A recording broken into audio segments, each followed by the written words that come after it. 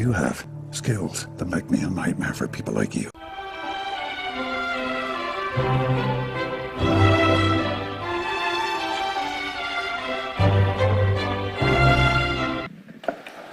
Thank you, Ms. Jane. May it please the Commissioners, I call to the witness, and they are there, Dr. Peter Wilkinson and Professor Des Cahill. Chair, I will leave you to administer. Gentlemen, as we start, the New Zealand Inquiries Act 2013 requires me to ask you both and to receive an answer to this question. Do you solemnly, sincerely and truly declare and affirm that the evidence you will give before this Commission will be the truth, the whole truth and nothing but the truth? I do. Thank you. Before we start, could you each please state for the record your full name? Peter Julian Wilkinson. Thank you. Desmond Philip Carl.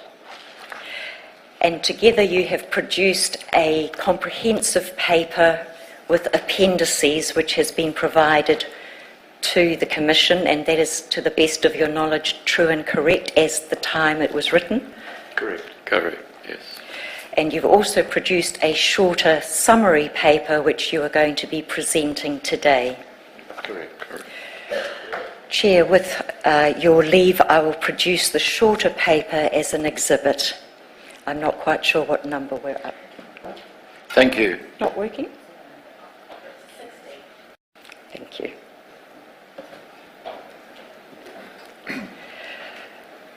Professor Cahill, could you start, please, with the introductory remarks that you would like to make? But prior to that, could I ask you to provide background and experience, and also Dr. Wilkinson, so that the Commissioners understand the basis on which you're providing expert evidence today?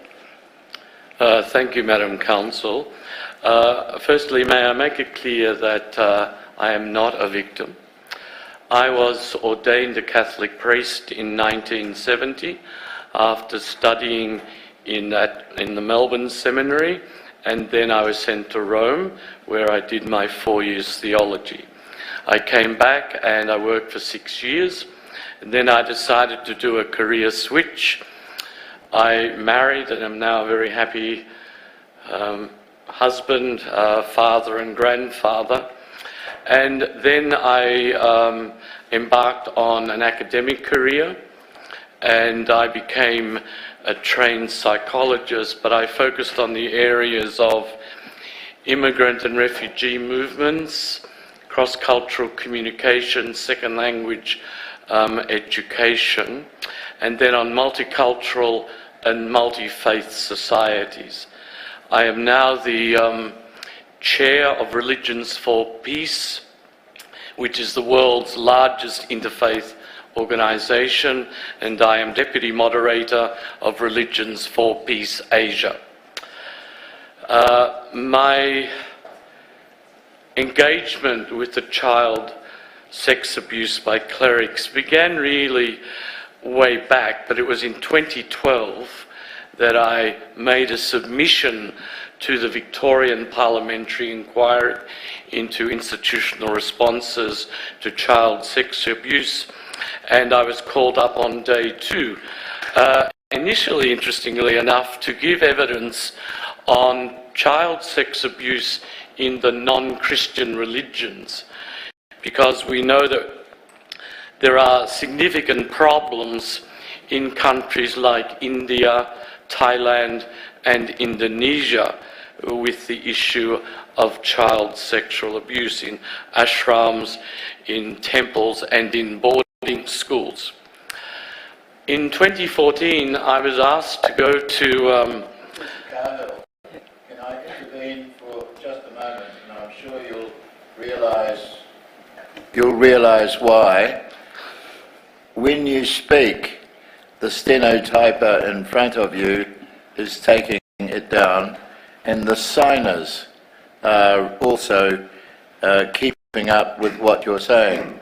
So if you would be good enough to moderate your pace by looking at them, you will get the notion of speaking at a rate where it can all be transcribed.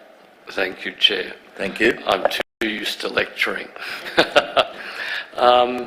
So I went to a workshop in Spain organised by the International Institute of Sociology and the Law that focused on sex abuse in the Catholic Church, which brought together the world's leading scholars and researchers.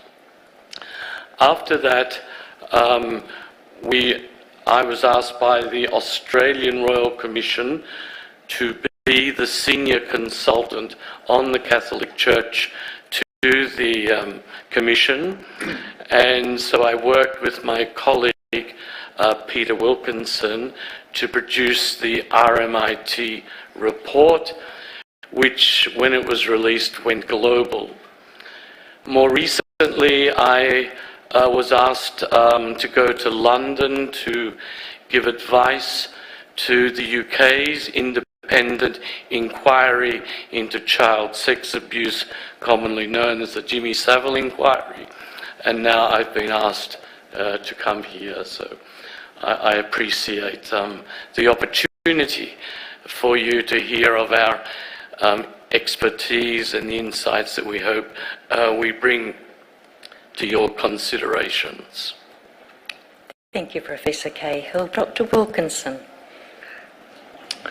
I'm a Melbourne boy, and at the age of 18, I was admitted to the seminary of the Missionary Society of St. Columban, and I was ordained in 1961 as a Catholic priest, and did my postgraduate studies in Rome on 2 occasions, first for a licentiate in missiology and then a doctorate in missiology.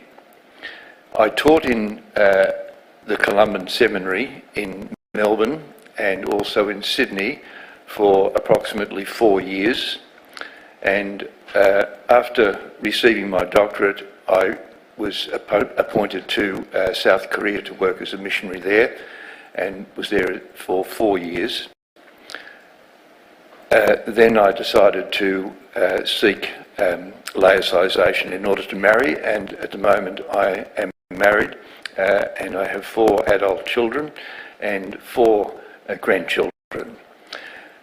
My association with the subject of child sexual abuse began, I think, in 2010, when I was asked to join a small renewal group in Australia called Catholics of Ministry. And at that time I wasn't particularly interested in church matters, and my approach was to buy a copy of the Australian Catholic Directory and examine it as a piece of research. And what I found was that, looking at the evidence, there was a serious crisis within parish ministry in Australia. And looking further, it became clear that one of the causes of this crisis was child sexual abuse in the Catholic Church in Australia.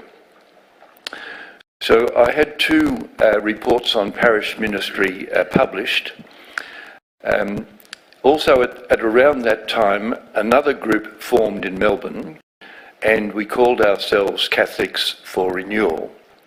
And one of the first actions of that group was to write a letter to Pope Benedict XV and all the bishops of Australia, and state that the Church was in crisis, and that the question of child sexual abuse had to be addressed openly if the Church in Australia was to be Christ-centred. We also, at that time also, the Victorian Parliamentary Inquiry was set up.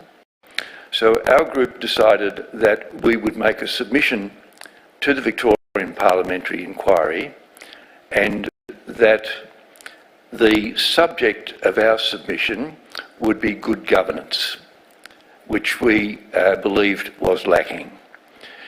We also argued that the Victorian Government should establish mandatory criminal reporting for instances of child sexual abuse.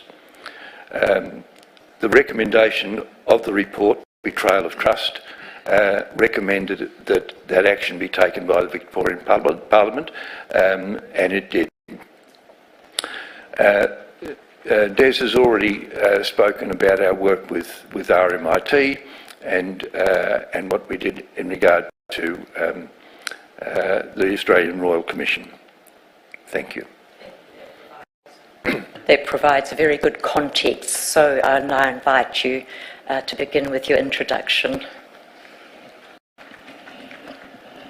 Well, I'd like to congratulate the government and the people of New Zealand for conducting this high-level inquiry into child abuse, and to have included in its terms of reference both government-based and faith-based institutions. As we've learnt this morning, the road to this Royal Commission has been long and arduous, particularly for the victims' survivors. Their suffering must be paramount in our minds and hearts. Our focus, as we've already indicated, will be on child sex abuse in faith-based institutions, but particularly the Catholic Church. Of course, this is not New Zealand's first Royal Commission into child sexual abuse. In August 1900, a short Royal Commission investigated the Maris Brothers Stoke residential facility outside Nelson. The Commission's report found much to criticise in its management, staff and standard of care. And the Maris Brothers eventually were forced to vacate that facility. So the physical, emotional and sexual abuse of children, even though it occurs more often in families, and we need to keep that in mind, is a scourge. And in Christian history, we can trace it back to the New Testament times, when the paterfamilias would abuse the slave boys and slave young women of his household. And in our RMIT report, we document that the examples throughout history where it has happened, as much as we know. One outstanding example that is relevant to Australia and New Zealand was that in 1871, Mother Mary MacKillop, Australia's first saint, whose Josephite nuns came to New Zealand in 1880, was excommunicated by the Bishop of Adelaide. And one of the major reasons was because she had been a whistleblower on a parish priest in a rural parish outside Adelaide, on a parish priest who was sexually abusing children attending the nuns' school. The priest, other priests, and the bishop were all Franciscans, and they ganged up on her, and she was excommunicated. The real reason for her excommunication was kept hidden from the Australian and New Zealand communities, Catholic communities, for more than 140 years. And one wonders what salutary effect knowledge of this incident might have had on religious offenders in subsequent decades. the Irish Christian Brothers who came to Dunedin in 1876. In Australia, the first one was jailed in 1919, and that particular religious order had problems in every decade of the 20th century. The Christian Church has always condemned child sex abuse, but unfortunately in recent decades has seen it as a sin and not as a crime. And so we've had, as we've heard this morning, the ravaged innocence of the child abused, assaulted, violated, raped and sodomized. And that lies at the centre of this religious catastrophe. In the Christian tradition, children are seen as close to the mystery of God. Each and every child is embraced in God's infinite tenderness. And for parents to have their patient, time-consuming and loving handiwork of raising a child damaged and destroyed by abusing clergy and religious is at the very core of this religious tragedy. In educating our children about their own self-protection, I like to use the very useful Christian maxim highlighting bodily ownership and integrity. No trespassing. This is my body.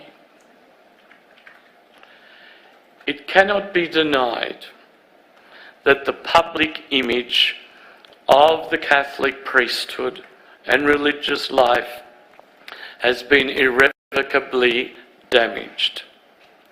This has impacted upon the public image and self-image of countless good, committed and saintly priests who have dedicated their lives ministering to the Catholic communities here in New Zealand and across the world.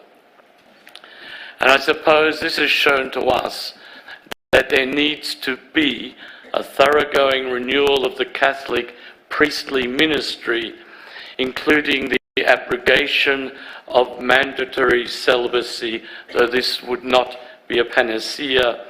And we've just, in the last 2 weeks, seen that process begin in Rome with the findings of the Amazon Synod, driven by the desire of Pope Francis to reform the Church.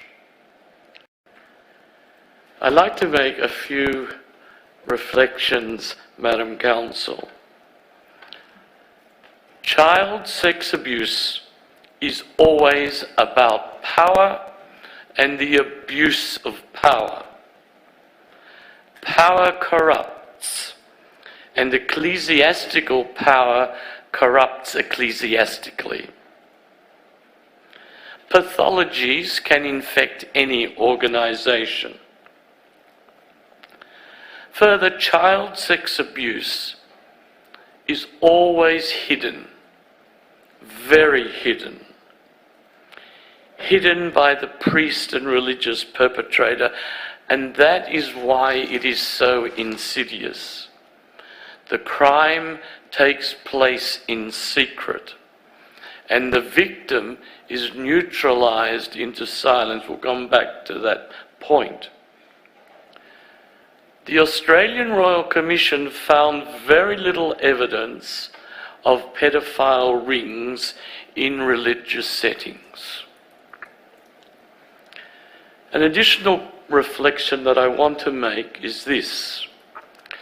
Priests and religious offenders are very great deniers, continually and determinedly protesting the denial of their own criminal behaviour. And some Catholic bishops and religious leaders have found this to their great cost.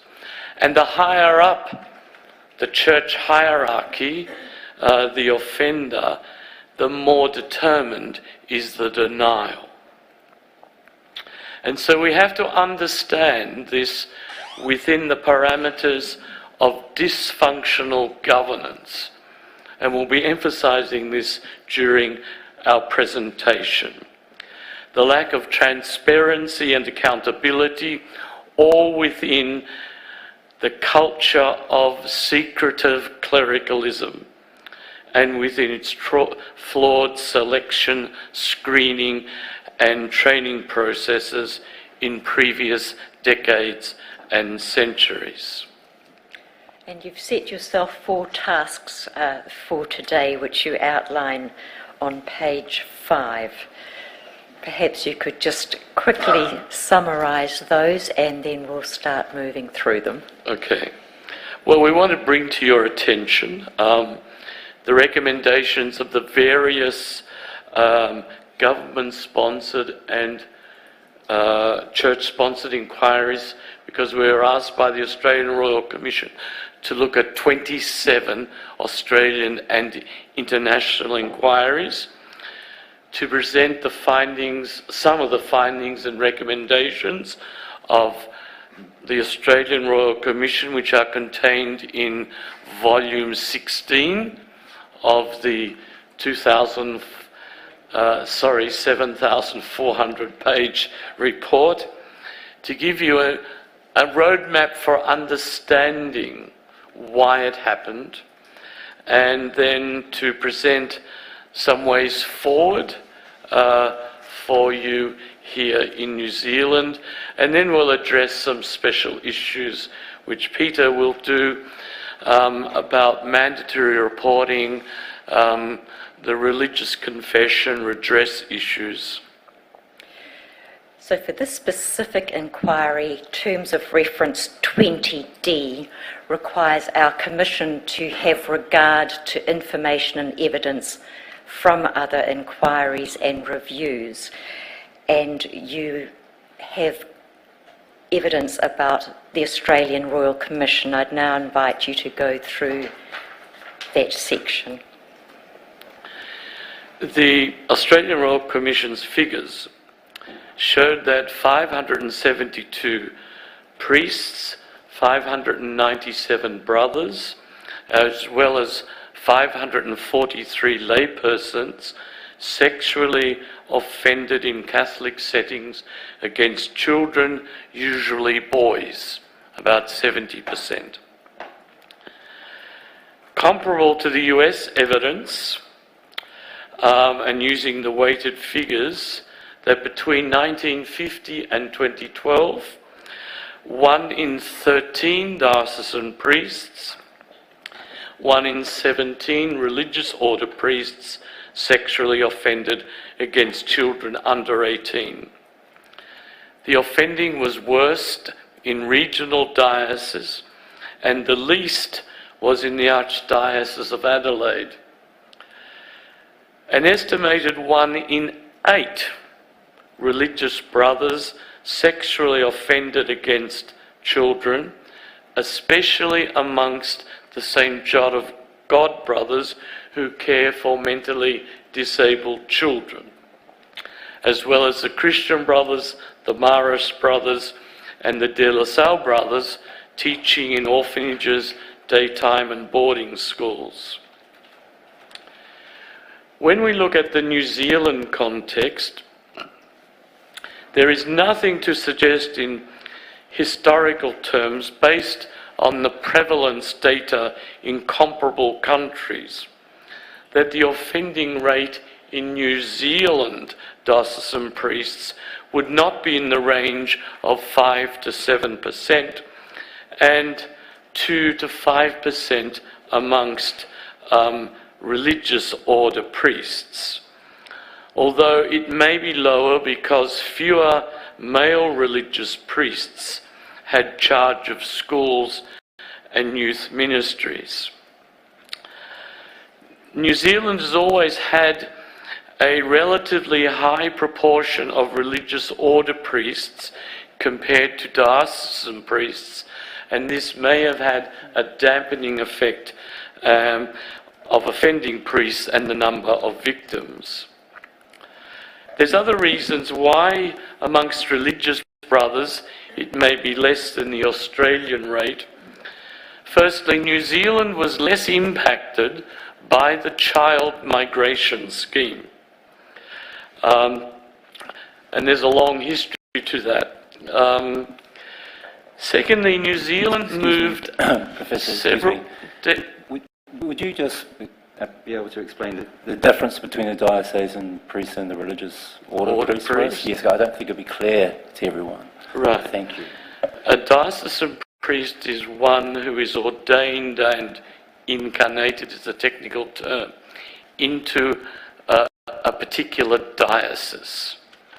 A religious order priests, such as the Jesuits, the Marists, they are called religious order priests because they were founded by a specific founder, like St. Mary of the Cross, okay?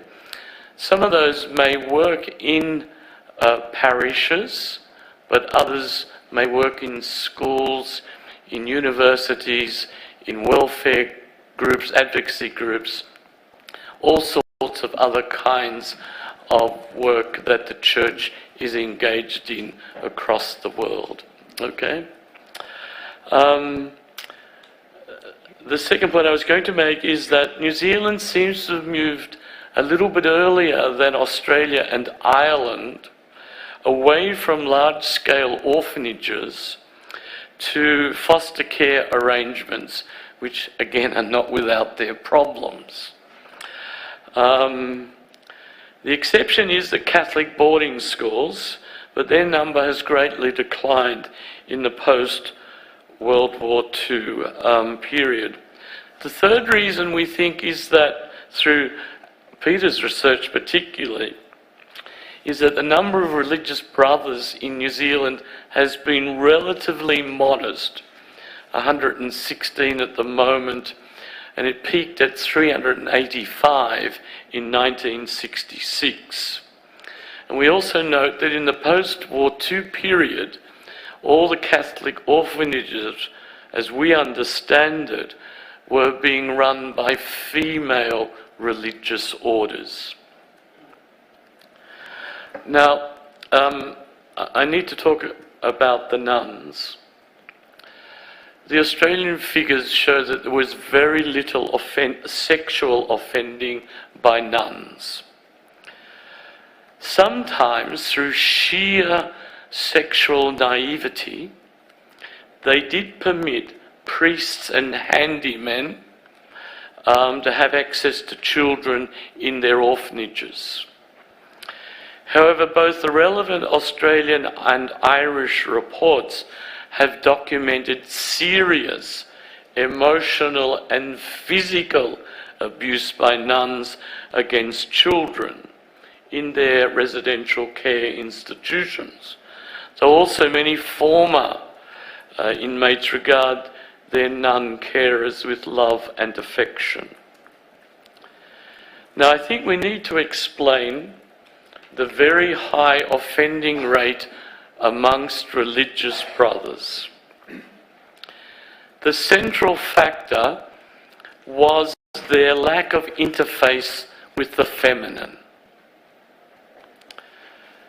Whilst this has now partially changed, their contact with women was generally minimal, beginning with the fact that they were educated usually in male-only schools, went to male-only juniorates, novitiates and scholasticates, and then they went on, they did go to university, but they were then appointed to male-only schools and lived in all-male religious communities.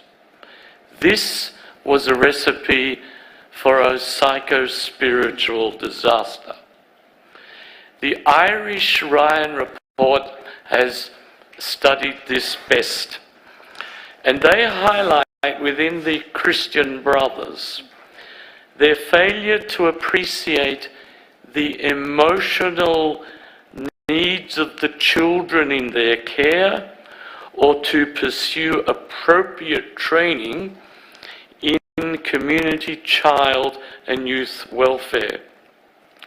It documented their lack of an acknowledgement of congregational responsibility for what happened, the consequences of the regime of blind obedience with its humiliating punishments, their fear of change, the lack of institutional memory, and their use of government funds to cross-subsidise other activities.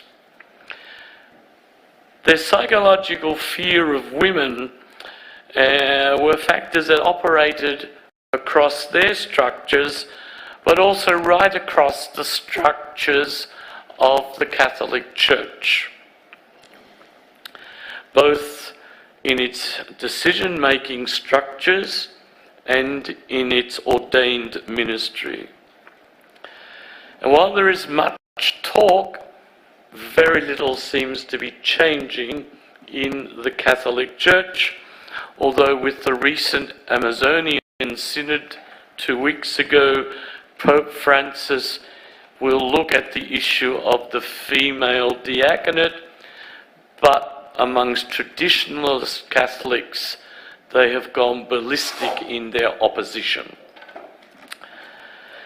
Now, terrible as these statistics are, they must be balanced by the fact that 59% of Catholic priest offenders had only one claim of redress against them. This suggests they had only one victim who perhaps was abused many times.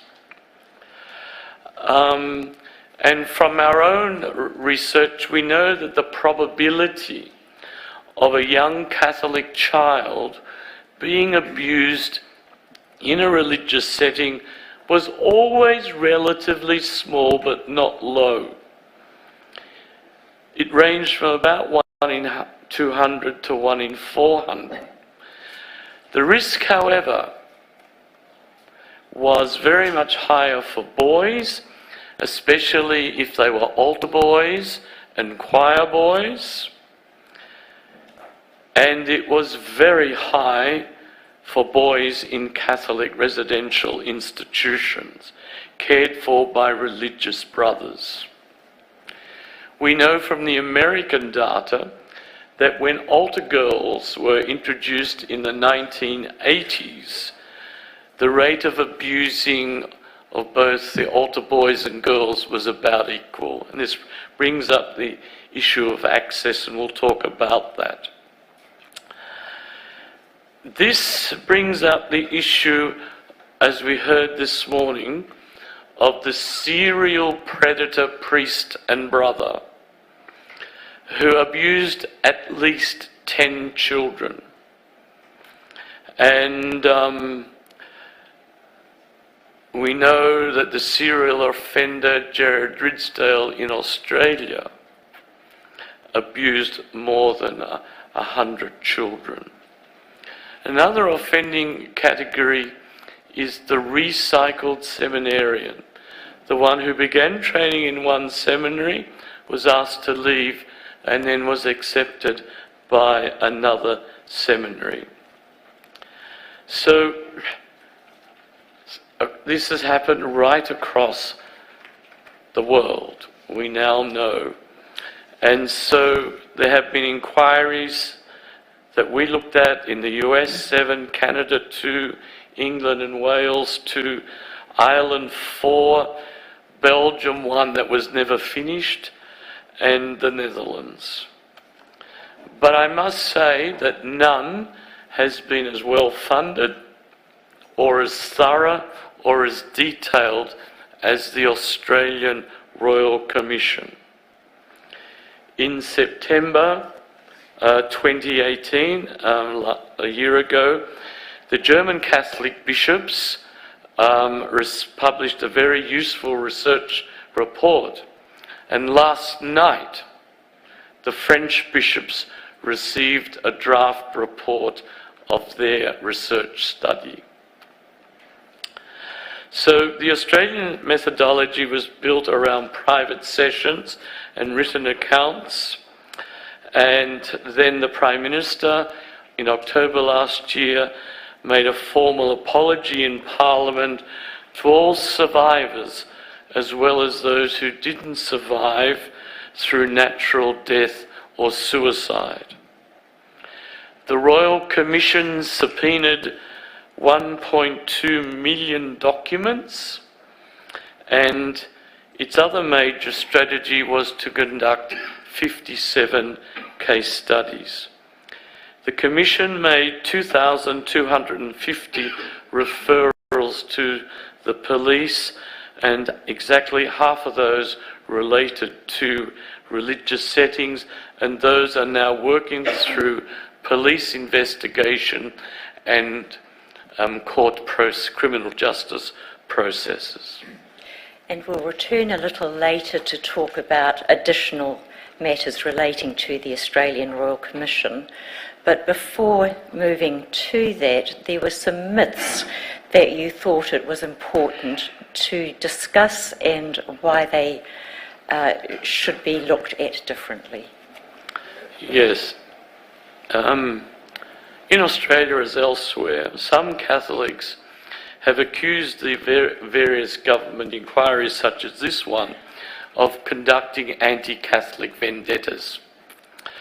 Now, anti-Catholicism, anti-clericalism has always been around. Other Catholics have accused the inquiries, have been disapproving of the media and its journalists, alleging that they're exaggerating its scope and repeating over and again the same material, and certainly there has been some of this.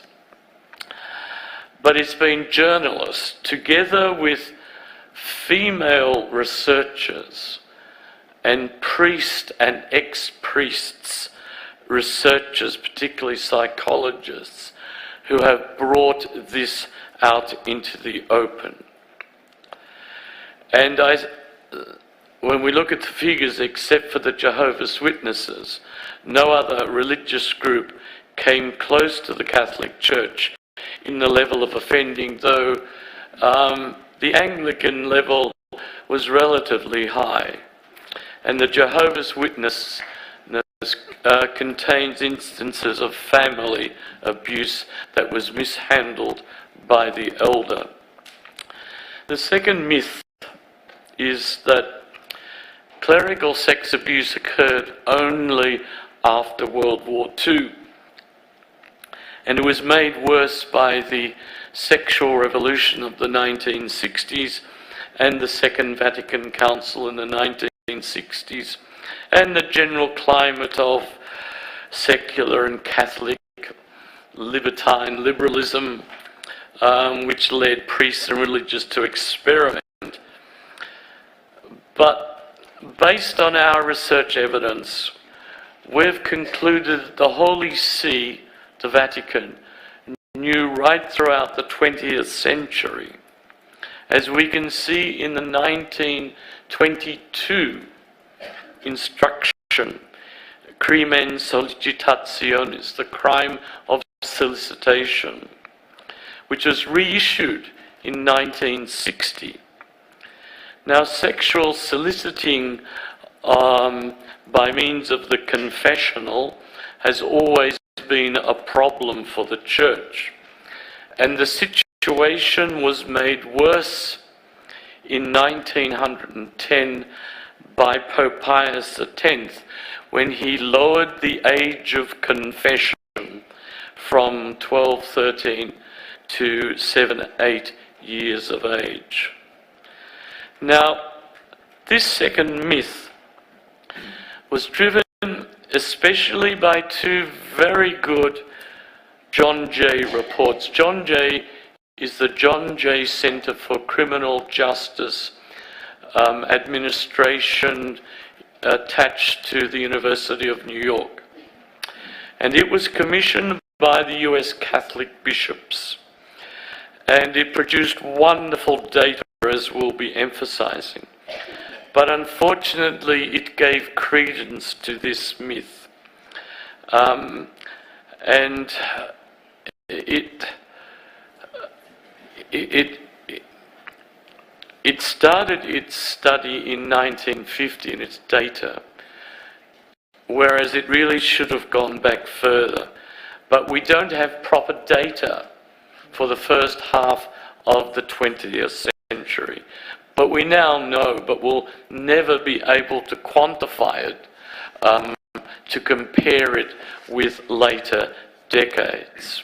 And can I just confirm that in your evidence you talk about two John Jay reports, one in 2004 and another one in 2011? Thank you. Yes, the first one was collecting data from all the dioceses across the United States, okay? And it was only focused on dioceses and diocesan priests, unlike the Australian Royal Commission, which was much broader, okay? And the second one looked at associated but other issues between 2004 and 2011. And you set out the basis of the data available. If you could go through that, that would be helpful. Yes. I need to mention also that this second myth has been perpetuated in a recent letter, a very unfortunate letter, by Emeritus Pope Benedict XVI. Unfortunately. Now, there was a rise in offending during the 1950s, into the 1960s, the 1970s, and the first part of the 1980s. And later on we'll talk about why. But let us think about why there was this rise. There was greater access to vulnerable children in the aftermath of the Second World War, where there were increased numbers of such children in orphanages, including migrant children as well, and children who are orphaned, abandoned, and displaced as a result of the Second World War and wartime dalliances, let us say. There was a marked increase in the Catholic population in the migrant-receiving countries such as Australia. So there was pressure on the bishops to fill vacant parishes as the Catholic population and expanded, and they sometimes ordained less than suitable priests who simply should not have been ordained. And there was remarkable episcopal irresponsibility in rejecting the advice of seminary staff. There was the changing lifestyle of the priests, the proliferation of one-priest presbyteries from the 1960s, the greater and easier mobility with access to cars from the 1930s by the priests, and as a consequence, less monitoring of priestly activity and less accountability.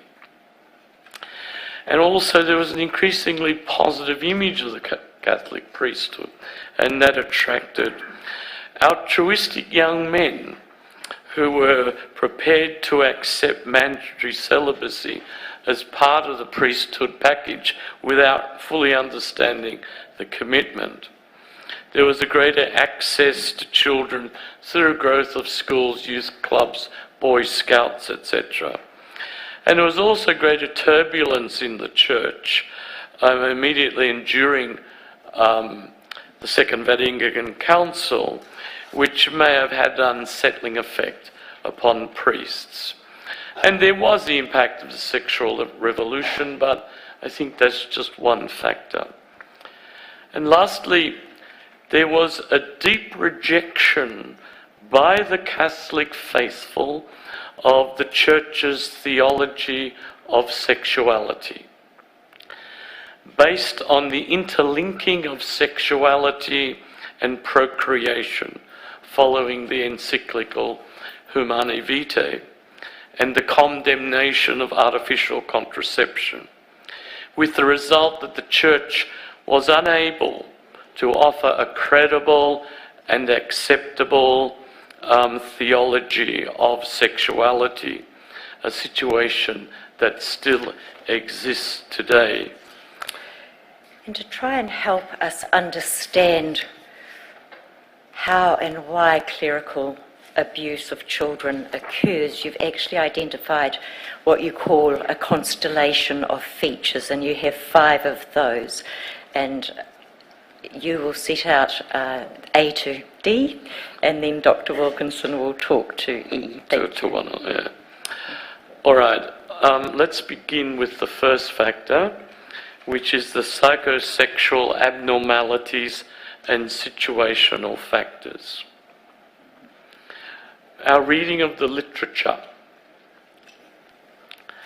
points to the central conclusion that young and vulnerable Catholic children, especially boys, were in danger and at risk in the presence of psychosexually immature, psychosexually maldeveloped, and sexually deprived and deeply frustrated male priests and male religious, especially those who had not satisfactorily resolved their own sexual identity.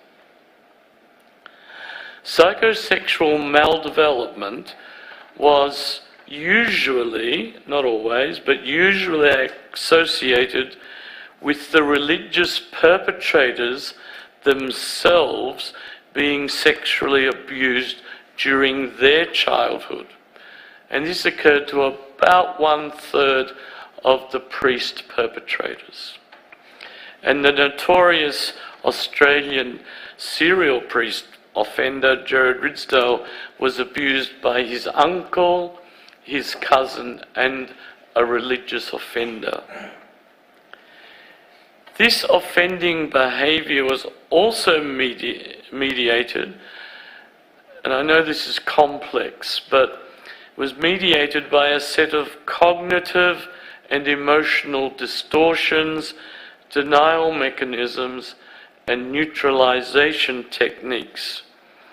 And behind that were the theological ideas of a patriarchal idea of God that lacked intimacy and closeness in their spirituality. There was a sacrificial theology of priesthood based on their own divine calling as priests and brothers. There was the flawed theology of sexuality that I've referred to. And as well as that, there was a set of psychological realities, an unresolved sexual identity, an ungrieved loss of sexual intimacy in their celibate commitment, and overwhelming feelings of emotional loneliness. As well as that, I'll draw on the German study, that they were often in stressful situations. Firstly, a general sense of overburdened with official duties or problems in their ministry, isolation and loneliness, substance abuse, alcohol, medicines, illegal drugs, inadequate social skills, particularly interacting with parishioners due to their immaturity, and particular stress or changes or difficulties related to their personal circumstances, such as financial problems, illness, or caring for or death of relatives. This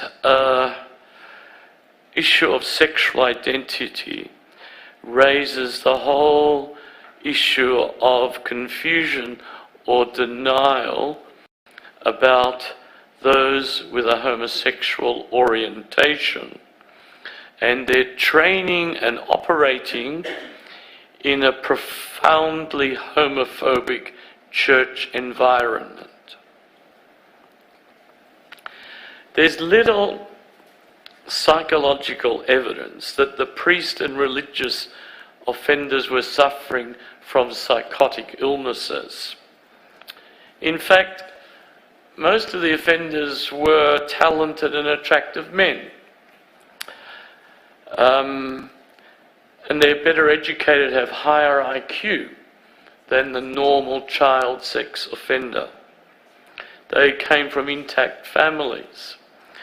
But there was evidence of a pattern where discussion of sex in the family was taboo, where the father was generally distant and aloof, perhaps alcoholic or physically abusive, while the mother was a smothering mother, perhaps vicariously covering up her own unhappiness through her son, whose priesthood boosted her image and the social status of the family.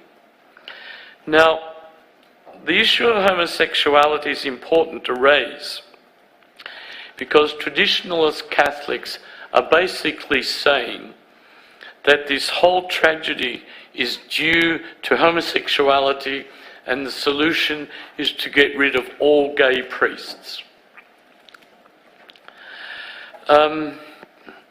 Now, Catholic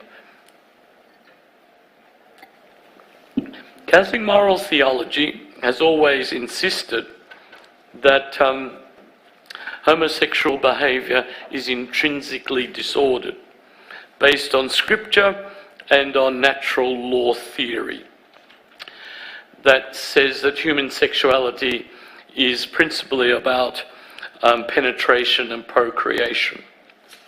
There's no biblical evidence to support that. Where it's condemned in the Bible, it's generally about gay prostitution, particularly in temples. And of course, the issue of homosexual behaviour was developed over centuries well before the emergence of concepts such as sexual orientation, sexual preference, and same-sex attraction. And the traditional Catholic tradition was not complemented by a relational ethic. And it comprehensively rejects the experience of gay people. Now the Church has increasingly accepted the presence of conscientious gay people. But the official Catholic position is still that all gay people have to live lives of enforced celibacy without sexual expression through the virtues of self-control and self-mastery. The final report of the Australian Royal Commission stressed that current Vatican documents that link homosexuality to child sex abuse by clerics are not in keeping with current understandings about healthy human sexuality. And this report and every other report trenchantly insists that homosexuality is not the cause of the sexual abuse of children. There are many well-integrated and mature gay priests who do not abuse children. Let us now go on and talk about and try and enter into the mind of the perpetrator. And this is difficult for us. We find that the offending, that the thinking of the offenders was much more distorted than those of the non-offending priests and brothers. And as well, their mechanisms of denial and their techniques of neutralizing and ensuring the silence of the child victims had a religious overlay. Now, with the normal, if that's the right word, child sex offender, their cognitive distortions say, oh, well, having sex with children is a good way for adults to teach them about sex. But with religious offenders, there's another layer, which is driven by psycho-spiritual and theological factors, and by the offender's willful, deliberate suspension of their own moral standards. So these rationalizations were, when God called me, He knew what I was like, what my needs were. I have a right to love and affection because I spend my life doing good for others. And God will look after this particular child and see that it comes to no harm. It will have its special protection. Now, these distortions, we find from the two best studies that the offenders blamed their behaviour on things like alcoholism, mental health problems, their parents, their need for intimacy, their sexual orientation. And so their denial leads to more denial. Now, I want to give an example from a Queensland report, which is an example of the gross misuse of spiritual power. And this is a young victim speaking. And this is what he said. Father told me it wasn't a sin, as I was one of God's chosen children, and that God made boys to be special, so that those who did God's work were not led into the temptation of sinning with women. I was told by him that I was to say nothing to anyone, because God would be very angry with me for revealing his secret ways. The second factor... On that sobering note, you then go on to talk about access to children and that situational opportunity that permits that to occur. Yes, as part of this jigsaw.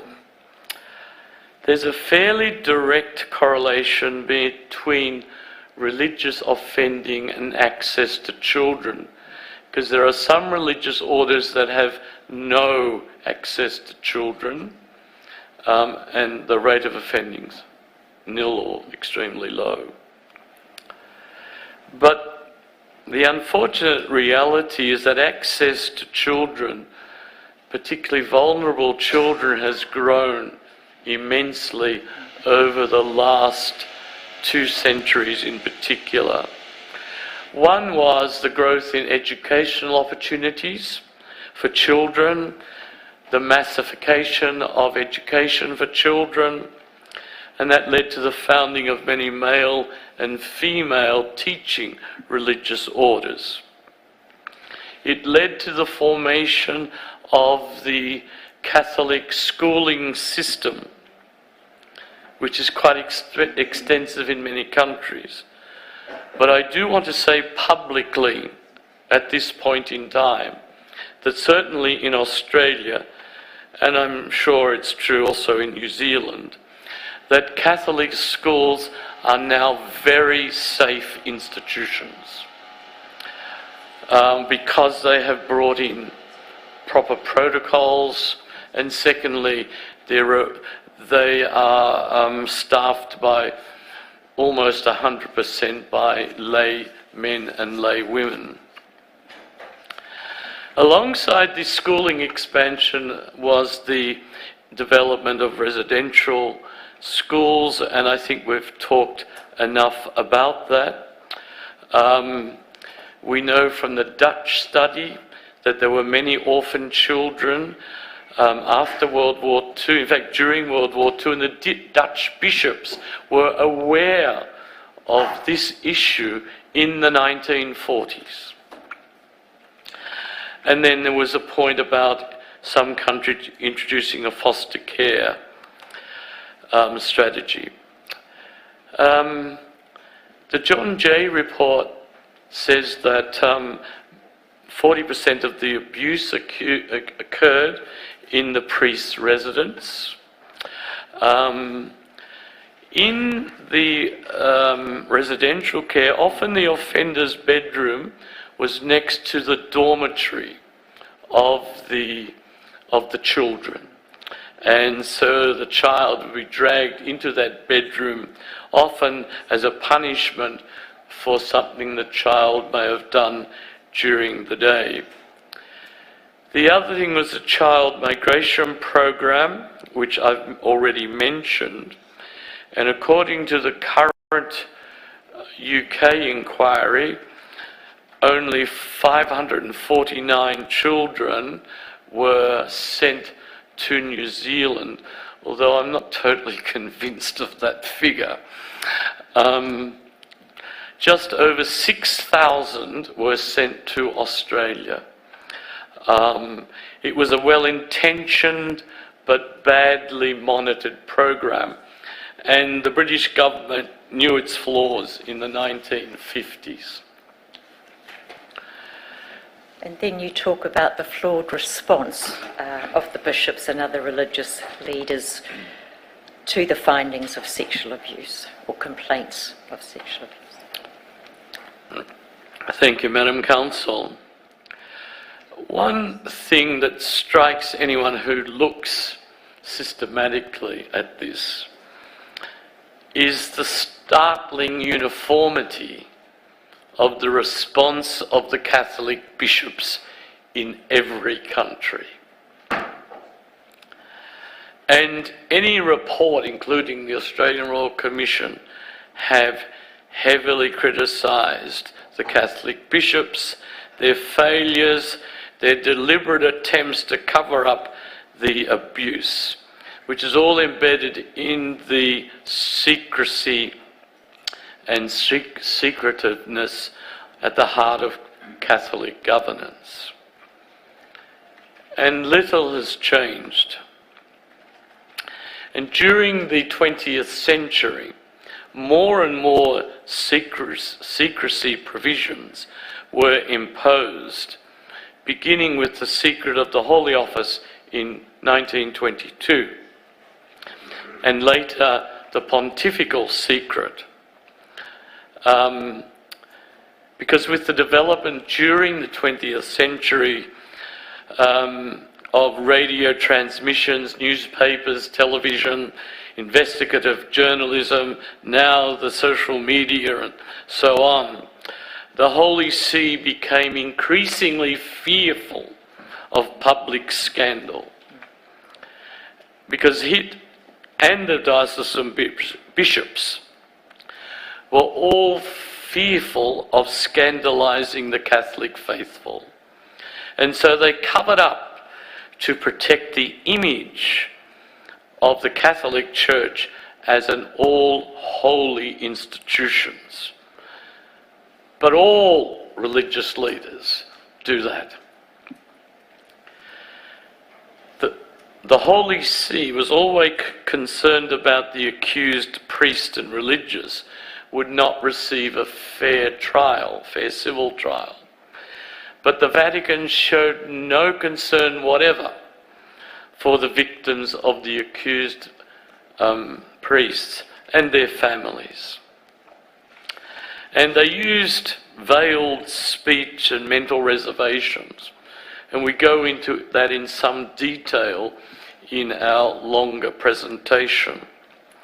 But bishops even kept his priest consulters in the dark about why he wanted to shift this particular priest or religious brother to another parish, to another diocese, overseas, or whatever. All in the good name of protecting the reputation of the priest. Now, we've called that, using a social psychologist, Albert Bandura, who is trying to understand why it is that good men do bad things, and why much destructive behaviour has been perpetrated by people such as bishops, and he was looking at the Vietnam War, and how that's been done in the name of righteous ideologies, religious principles, and nationalist frameworks.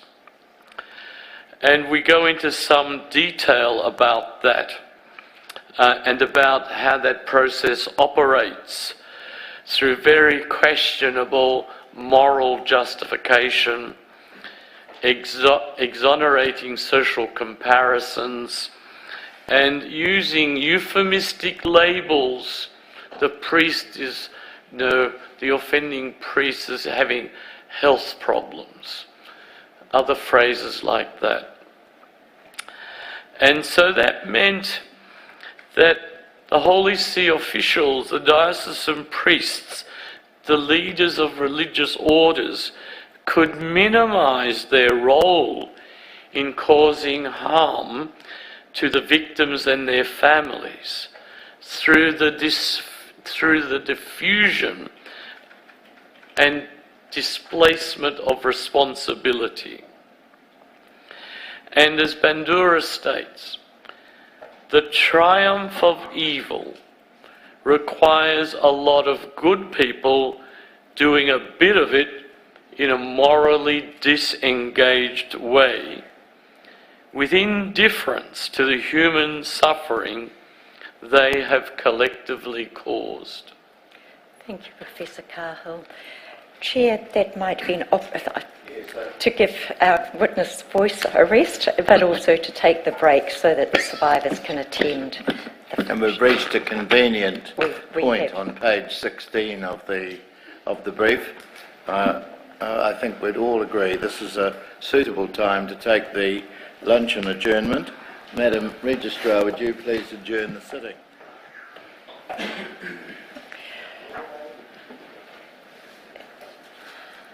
Professor Cahill, prior to the lunch break, you were just about to move on to the next section, which was the cultural and praxis factors, and that's on page 13 of your brief. All right, thank you very much, Madam Counsel. We're on to the fourth of the five factors, and Peter will deal with the fifth. It's necessary to understand the cultural and praxis factors operating in an institution. And the Australian Royal Commission listed the following cultural risk factors in institutions caring for children, whether they're schools or orphanages or whatever residential care institutions, whether they're government-based or state-based. Firstly, a lack of understanding or awareness of child sexual abuse or its possibility. Secondly, failure to listen attentively and sensitively to children, especially when they are attempting to disclose. Failure to educate children about healthy and appropriate sexual development. The prioritisation of institutional reputation over the safety of children and the harm done to them. Cultivation of a culture of secrecy and isolation. Failure to see prevention of child sexual abuse as a shared responsibility for all staff. Failure to address racism and prejudice in an institutional culture. And lastly, normalisation of harmful practices. From the Australian report, we know that for the Anglicans, the problems were in the Church of England Boys' Society and in their secondary schools, particularly boarding schools. And for the Anglicans, the Royal Commission said that their risk factors included weaknesses in structure and governance, preventing a consistent response, the role of the bishops and failures of leadership, conflicts of interest for bishops and other office holders, cultural issues including forms of clericalism, the practice of forgiveness and confession, and lastly, inadequate screening, selection, training and supervision of people in ministry. For the Catholic Church, the contributing factors were the individual pathology factors that I mentioned this morning, clericalism in all its facets, and we'll come to that, the monarchical and feudal aspects of governance, including lack of transparency and accountability of those in leadership, and the lack of any meaningful participation of the laity, especially women. Lack of leadership, including poor education for leadership, the failure of canon law and its secrecy provisions, the poor selection, screening and inadequate initial formation of priests, celibacy and the associated sexual dysfunction as the linchpin of the clerical system, the lack of oversight, support and ongoing training of priests and religious, and lastly, the practice of the sacrament of confession and its cheap forgiveness, which allowed perpetrators to minimise the impacts of their sexual abusing. The Salvation Army was criticised for the questionable environment of its residential institutions with poor resourcing, the hierarchical leadership, the devaluing of children, and its type of muscular Christianity. The Jehovah's Witnesses were criticised for the absence of women from their decision-making processes, their separateness from the world, and their two-witness rule, which maintains a person can only be sanctioned if the sexual abuse has been observed by two witnesses. This is based on Deuteronomy 19:15. As we look at the report, I think it should have given more attention to whistleblowing. It showed not much interest in restorative justice, which is not strong in Australia, and a failure to advocate for a healing strategy. And an organisation called For the Innocent Support has produced a healing strategy for the, it's directed at the Catholic Church, and its 22 strategies incorporate a lot of things from the Royal Commission's recommendations.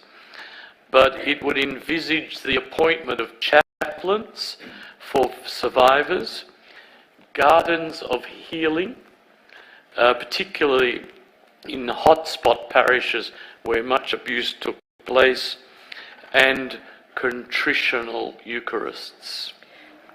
Just before you move on, are you able to confirm what the status of the healing strategy is at this point in time? It has no status. It's been sent to every Catholic bishop twice now.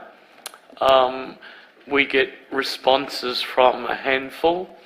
To what extent they're implementing it varies, I think, across Australia.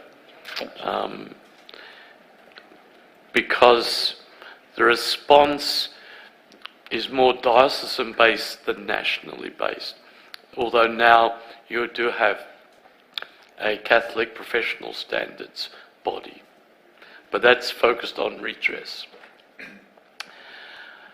Madam Counsellor, I'd like now to move on to looking at secretive celibacy, clericalism, the culture of secretive clericalism. And the term is often used, and everyone says it's bad, but it's not always defined. But the Australian Royal Commission called upon, I think, the world's foremost expert in clerical sex abuse, Dr. Thomas Doyle, who was mentioned this morning, a Dominican priest and canon lawyer who was working in the papal nuncio's office in 1984 in Washington. And he noticed all these cases coming across his desk, and he wrote a report that went to Pope John Paul II, and nothing happened. And so that led. So he's identified the following elements of the culture of clericalism. The vocational belief that all priests are unique and special because of the supernatural effects of priestly ordination, and that links up with the idea that a priest upon ordination is ontologically changed. And that's a very questionable theological concept. Secondly, consciousness of a special bond of solidarity that exists among all priests and bishops because of the sacred nature of ordination. Priestly authority which is derived from their role as sacramental ministers, and not necessarily connected to their office as priests. The public perception of priests as men set apart and entitled to deference because of their special calling, and they're entitled to respect and credibility because of their priesthood, not because of their personal competences. Life as celibates in a homosocial environment where they may interact with women and married people, but their essential living environment is all male with no truly intimate relationships allowed. Priests are part of a monarchical culture that is hierarchically stratified and which creates a clerical aristocracy. Priests have a high degree of discretion in their behaviour and a very low degree of supervision and accountability. And priests' official dress, which sets them apart, and when exercising their official ministry at Mass and other sacramental celebrations, they are the central focus of rituals that are generally medieval in nature. Now, the Royal Commission then went on and talked about similar things, and I won't go through these in the interest of time, and you'll appreciate that. But I just want to focus on a few things. One is they bring forward the concept from centuries-old theology of the church as a societas perfecta, a perfect society,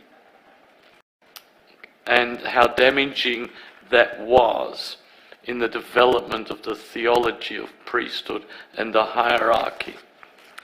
The other point I want to point out is also the obligation of mandatory celibacy for Latin Rite priests.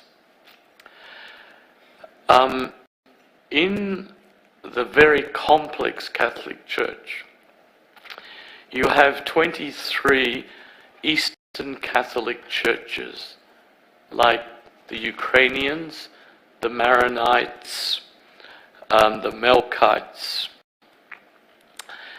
And we know from the Canadian and American data that in these Eastern churches where priests are allowed to marry, because there's always been married priests in the Catholic Church, but not in the Latin Rite. In those Eastern Catholic churches, there was virtually no offending. No offending. And so the Commission found that compulsory celibacy was a contributing factor, but not the cause.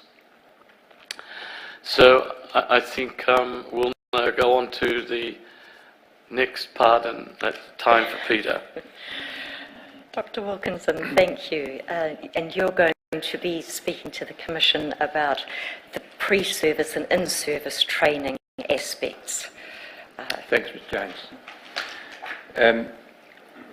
This Royal Commission is looking at historical sexual abuse, and the Australian Royal Commission found that most of this historical abuse occurred in the period of the 1950s through to the 1980s. So in order to give you a better understanding of the formation program, what I'm going to talk about most is the formation program for priests being formed in the period prior to that, or in the period during the time when the abuse was mostly taking place. I'll say a few words about the programs, current programs, but the essential focus will be on the formation programs for the priests who were abusing in that historic period. The literature on the screening of candidates for the priesthood and religious life, and I'm making the distinction there between the priesthood, the diocesan priesthood, and the religious priesthood. So that's the priests working in dioceses that are incarnated into a diocese that don't take the vows of poverty and chastity and obedience, but they do make a promise of celibacy. Whereas the religious priests and religious brothers and sisters, they take a vow of poverty, a vow of chastity, and a vow of obedience. So, but I'll talk about both of them in the same breath, as it were. Peter, can I just ask you to slow down a little bit? Yes, thank you. Thank you. Thank you.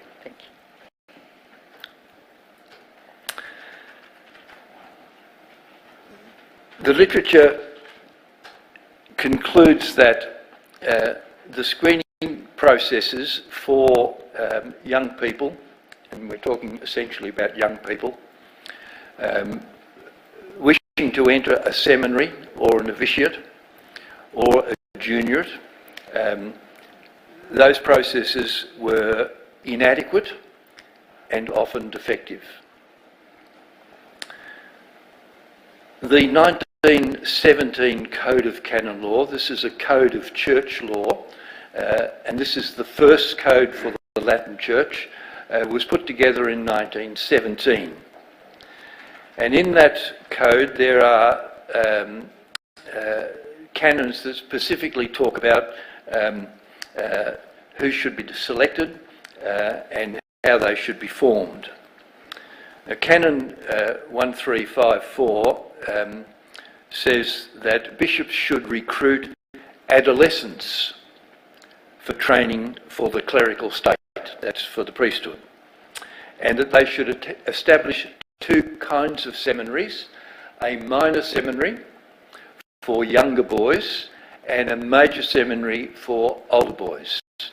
Now, in Australia we had just one minor seminary, and I understand that in New Zealand you also had one minor seminary in Christchurch. The Code's screening requirements were focused mainly on the candidate's legitimacy of birth, prior reception of the sacraments, that is, baptism and confirmation, and known adolescent life and morals. And the prevailing policy was to recruit young boys and girls, if they were going to be religious sisters, showing signs of what was usually called a vocation, and to recruit them as early as possible, before they were humanly and sexually mature, and to admit them to a seminary or a religious juniorate or a novitiate to, I quote, protect them from the contagion of the world. And that's Canon 1353. Now, this policy continued the policy that was adopted by the Council of Trent in the mid-16th century, which specifically called for young boys from the age of 11 to 12 years, preferably young poor boys, to be trained in piety and religion, quote, before habits of vice took possession of them, unquote. At such a young age, proper screening is now impossible. So the real screening was assigned to the seminary or the novitiate formators, who, as time passed, and we're talking about considerable time, years, were expected to dismiss, quote, the disruptive, the incorrigible and unruly candidates, candidates whose lifestyle and characteristics seemed unsuitable for the ecclesiastical state, those not progressing well in their studies or likely to, and above all, those who offend against good morals and faith, unquote. Now, many of the 27 Australian and international reports that we studied in our review on child sexual abuse expressed serious misgivings about the screening processes, as well as the use of personality tests, which, while they might identify certain personality defects, could not provide a fully accurate assessment of a young candidate's capacity for chaste and celibate living. Once admitted to the seminary or the religious house of formation, the candidates were placed in the hands of priest or religious formators for their spiritual, intellectual and disciplinary formation. And prior to the 1990s, there was no mention of human formation. The formators were meant to be the best people available and professionally trained in their respective fields, particularly philosophy, theology, scripture, canon law, liturgy and spirituality. Sometimes they were not. For priest candidates, the major seminary program lasted for a minimum of 6 years, at the end of which the rector or the superior of the formation house was responsible for advising the bishop on each candidate's suitability for ordination. And occasionally, as Des had mentioned, some bishops did not take that advice and ordained candidates who were unready or unsuitable. Canon law also warned of the danger of accepting seminarians dismissed from other seminaries, and Des has already mentioned that about the recycled seminarians, and some bishops were also lax in this area and did not take the necessary screening precautions, and it created a problem, and that problem was specifically addressed in 1996 with a Holy See instruction, but it appears that it has re-emerged.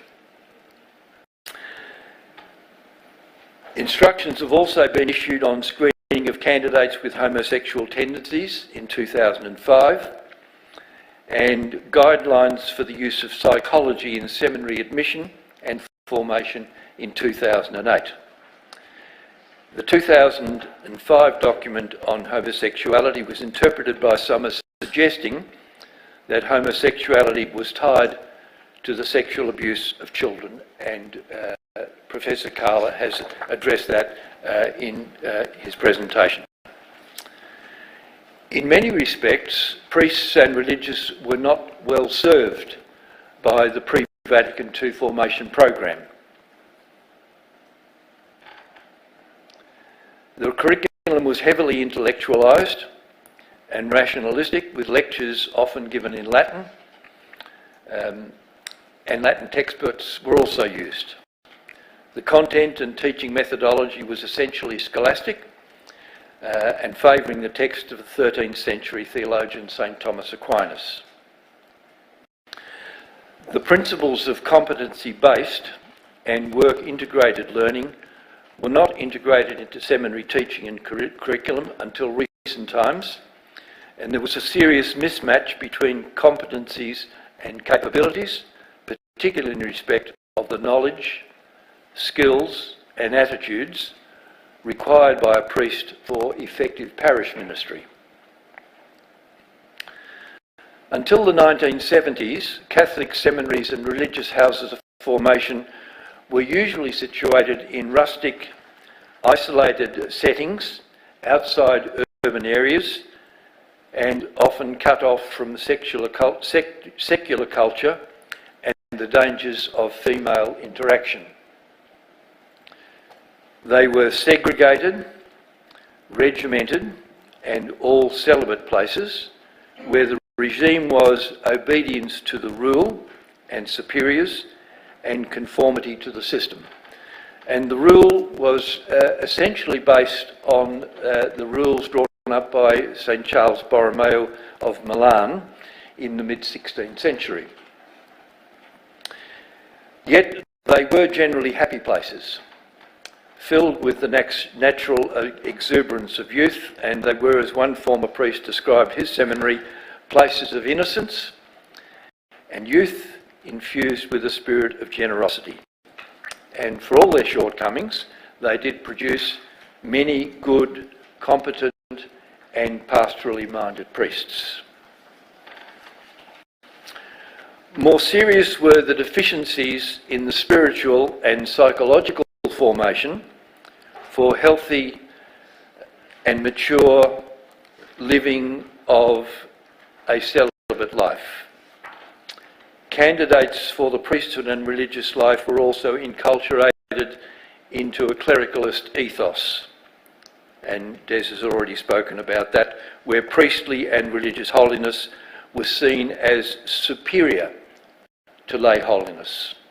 And the 1917 Code of Canon Law stipulated, quote, "Clerics must lead an interior and exterior life holier than that of laity."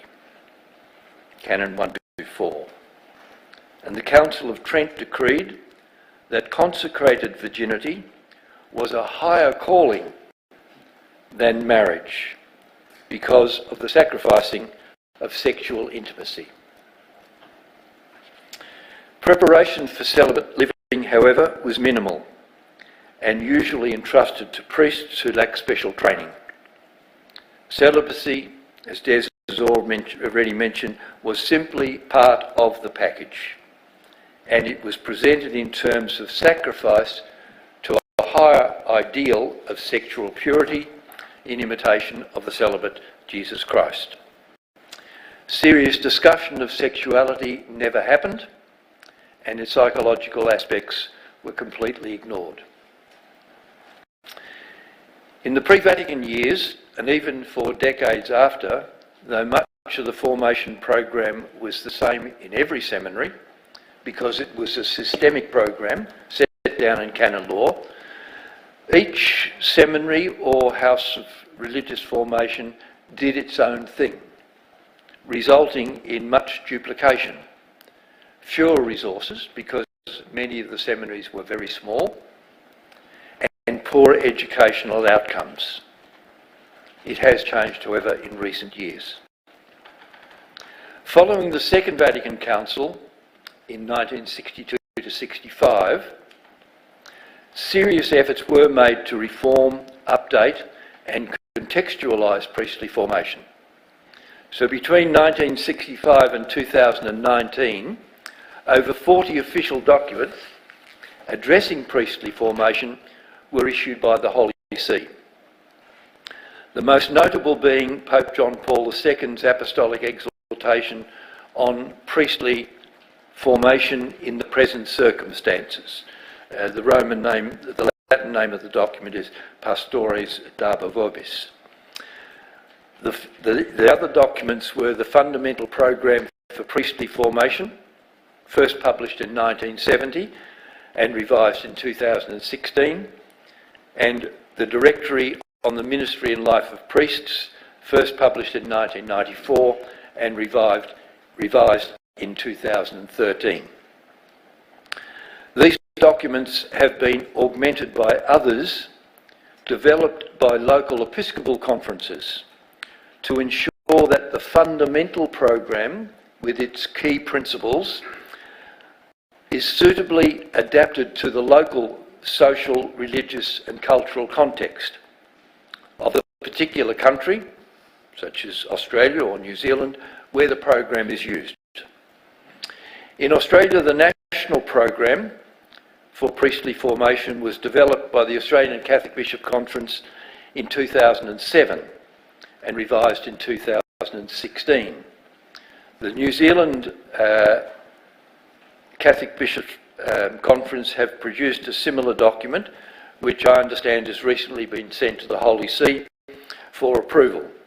It includes a ratio studiorum, a curriculum if you like, and follows the emphasis on priestly identity and formation for priesthood from the perspectives of human, spiritual, intellectual and pastoral formation.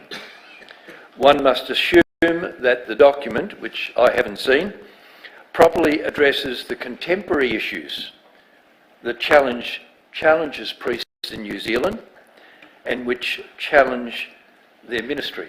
Dr. Wilkinson, can I intervene to ask you to just slow down a little, Yes. so that the signers, Thank you. as well as the stenotyper, can keep pace with you. Thank you, Mr. Chair. I would also assume that the prevention of child sexual abuse would have to be included in that national program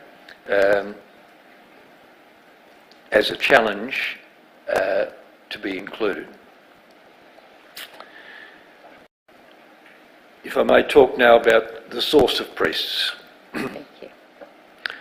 During the 19th and early 20th century, the churches in both Australia and New Zealand relied heavily on priests and religious, brothers and sisters, imported from churches outside both of those countries, mainly from Ireland and from European countries. In the last 2 decades, certainly in Australia, that reliance on priests and religious from overseas has re-emerged. Except now, it is mainly Asian churches that are supplying the needed priests and religious for the needs of both Australia and New Zealand. In Australia, local seminaries and locally born seminarians did not appear in significant numbers until the 1930s. At that time there were just 7 seminaries, and then in 1940 there were 30, in 1960 there were 39, and in the 1970s they peaked at 43 seminaries and houses of formation. Seminarians, both diocesan and religious, numbered just 200 during the 1920s, rose to 622 in 1940, and peaked at almost 1,400 in the mid-1960s. Since 1970, the number of seminaries has decreased from 43 to 15, and seminarian numbers has fallen from 1,400 to just 302 at the end of 2017. Moreover, at the end of 2017, more than half of all the diocesan seminarians were born outside Australia, mostly in Vietnam, Philippines, and several African nations, and an even greater proportion of religious seminarians are from overseas. In New Zealand, the data shows that there were 4 seminaries in the 1950s,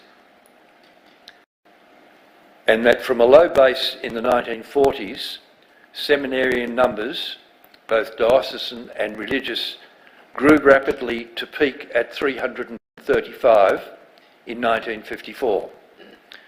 Currently there are just 2 seminaries remaining and a total of 26 seminarians, 21 diocesan and 5 religious. Just to confirm, that is a change in the numbers from what's in the document by 1. Oh, thank you. Thank you, Dr. Wilkinson. Professor Cahill, you've identified that there has been a decline in sexual abuse since the 1980s and outlined 10 reasons for that. Can you summarise those now, please? Thank you. It has declined, but I want to insist that offences are still being committed, as we shall see. But the reasons for the decline are, I think, the high and sustained public visibility given to the issues since the 1980s, particularly through the media attention. This has been a mitigating impact. The better child protection mechanisms now in place, including through state legislation, the greater vigilance of Catholic parents and church employees, the declining number of active priests over the past 4 decades, and the associated ageing of the remaining group, the dismissal of many at-risk priests and religious brothers, the almost total collapse of the altar boy system, substantial decline in the number of Catholics who regularly make a confession, the closure of the majority of Catholic boarding schools, farming schools, orphanages and other residential institutions, the reduced interaction of students with Catholic priests in Catholic schools, which have become much more professionalised, as I was saying earlier, and more run by lay people, and the partial reform of the selection processes that Peter has been talking about. The Catholic Church has only, in Australia, it's only belatedly followed Catholic churches in other comparative countries by putting in place safeguarding mechanisms in every parish and by setting up better monitoring and training mechanisms. or by establishing special initiatives such as hotlines and helplines as in Germany. We'll come back a little later on to the precautions that have been put in place in the Ireland, the UK and the US. Now I would like to move on to, if I may, to providing transformed care in faith-based institutions and the recommendations of the Australian Royal Commission. And I'll skip over a lot of the detail, but I want to emphasise the points which I see as important. The Australian Royal Commission made 58 recommendations pertaining to religious institutions. And this has all happened within the establishment of the National Office of Child Safety, which from last year was placed in the Department of Prime Minister and Cabinet. It recommended that all religious bodies, with all their institutions, should adopt the 10 child safe standards and work closely with state and territory oversight bodies. And so those religious agencies will have to report their compliance to the National Office, as well as to the religious institution itself, and that all religious leaders must be provided with leadership training in child safety and for mechanisms in place for regularly receiving additional professional expertise. And they need to be accountable to an appropriate authority, as well as a provision for managing conflicts of interest. Any institution with children in its care should be provided with age-appropriate prevention education for the children, including about the power and status issue. And family and community should be involved in commenting and evaluating child safety policies. They further went on and looked at all candidates for religious ministry. They should have an external psychological testing, not in-house, and have undergone training that equips them with the understanding of the 10 standards and about ethical and boundary issues and how to work with children and understanding the impact of child sexual abuse. And that all people in ministry should have effective management and oversight with regular appraisals and with independent professional supervision. They particularly focused on the point that Peter was making about priests coming from overseas and seminarians coming from overseas to work in religious ministry. And there's about 2,000 of those who come into Australia each year for all religious communities. And that they should need to be properly screened, trained, and professionally supervised, and undergo regular training. Another point they made about sacramental confession, which is basically pertains to the Catholic, Orthodox and Anglican churches, that if a child is making a confession, it should be done in an open space with a clear line of sight from another adult, as well as the priest hearing the confession. There are other recommendations about handling of complaint and removal from ministry, including permanent removal from ministry of anyone who's convicted.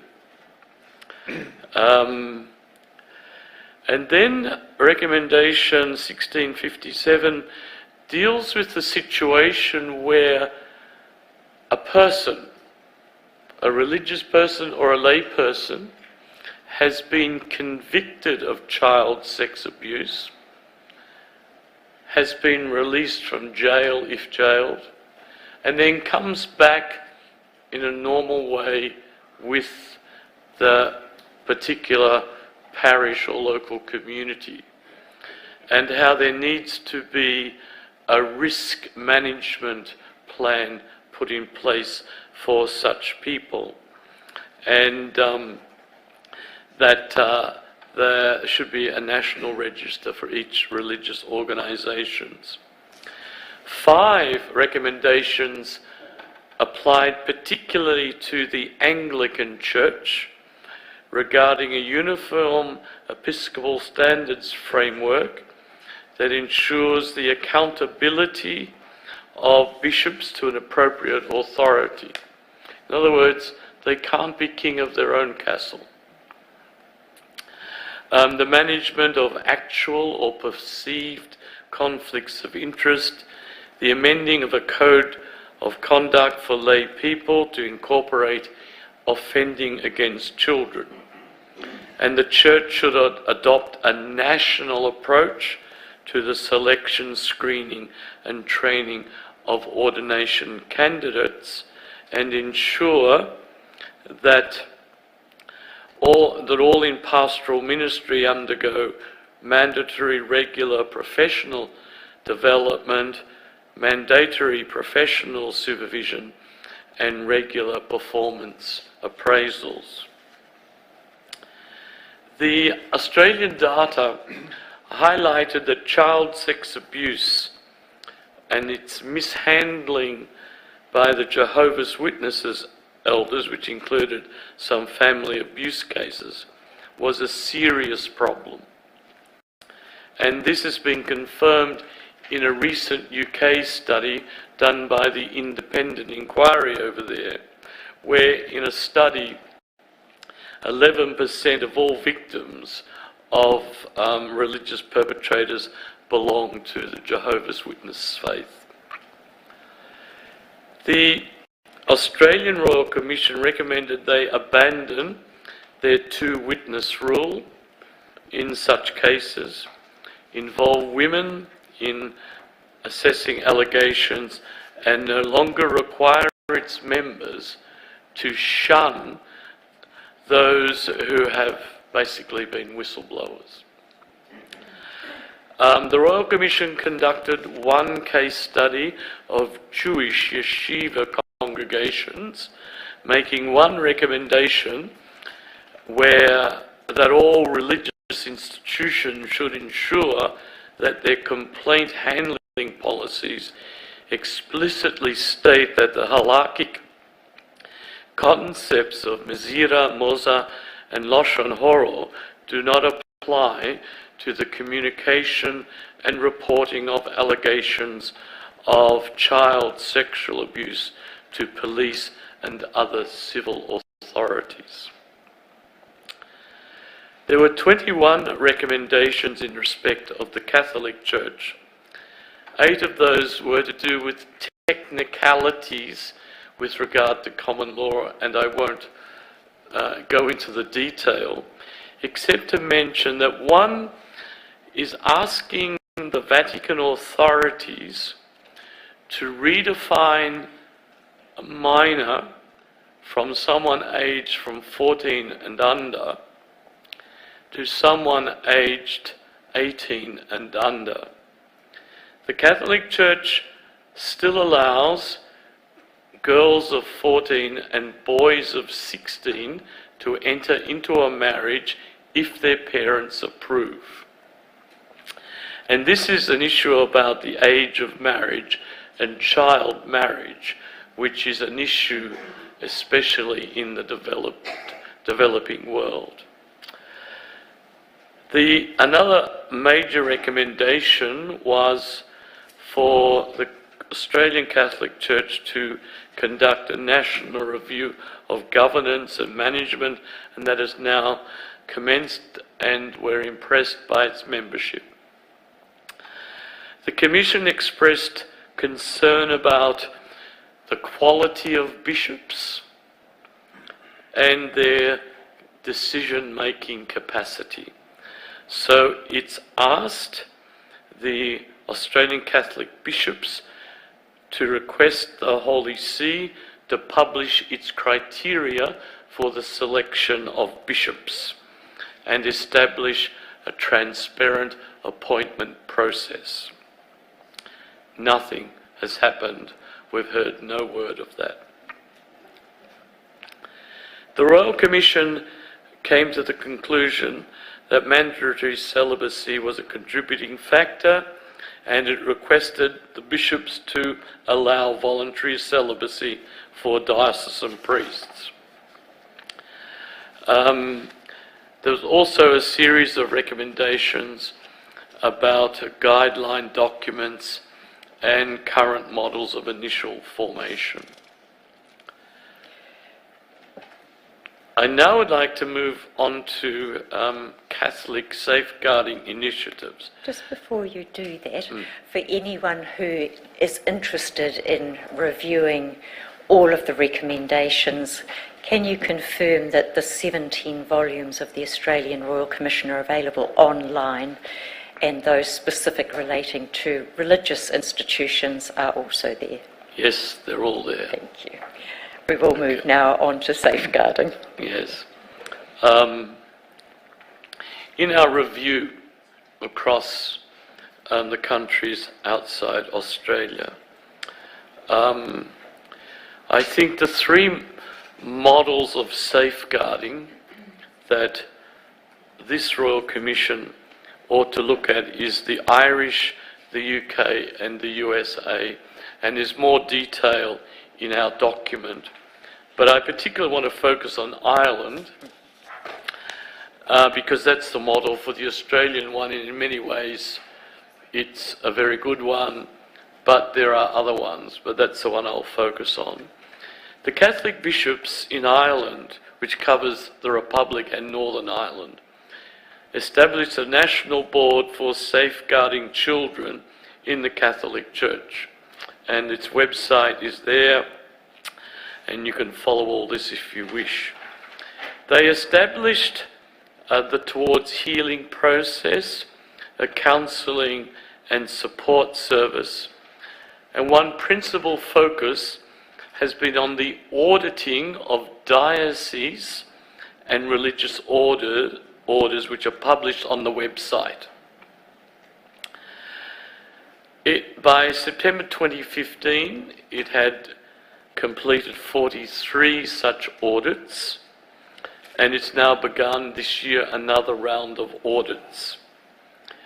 And an interesting new initiative was to provide training in good child safeguarding practices for those Irish missionary priests and volunteers who are going to work in overseas countries in Africa and Asia, for example. Its 2018 annual report notes that it received 143 new notifications against priests and religious, which were mainly of a historic nature. It receives thousands of calls on its helpline and provides face-to-face counselling.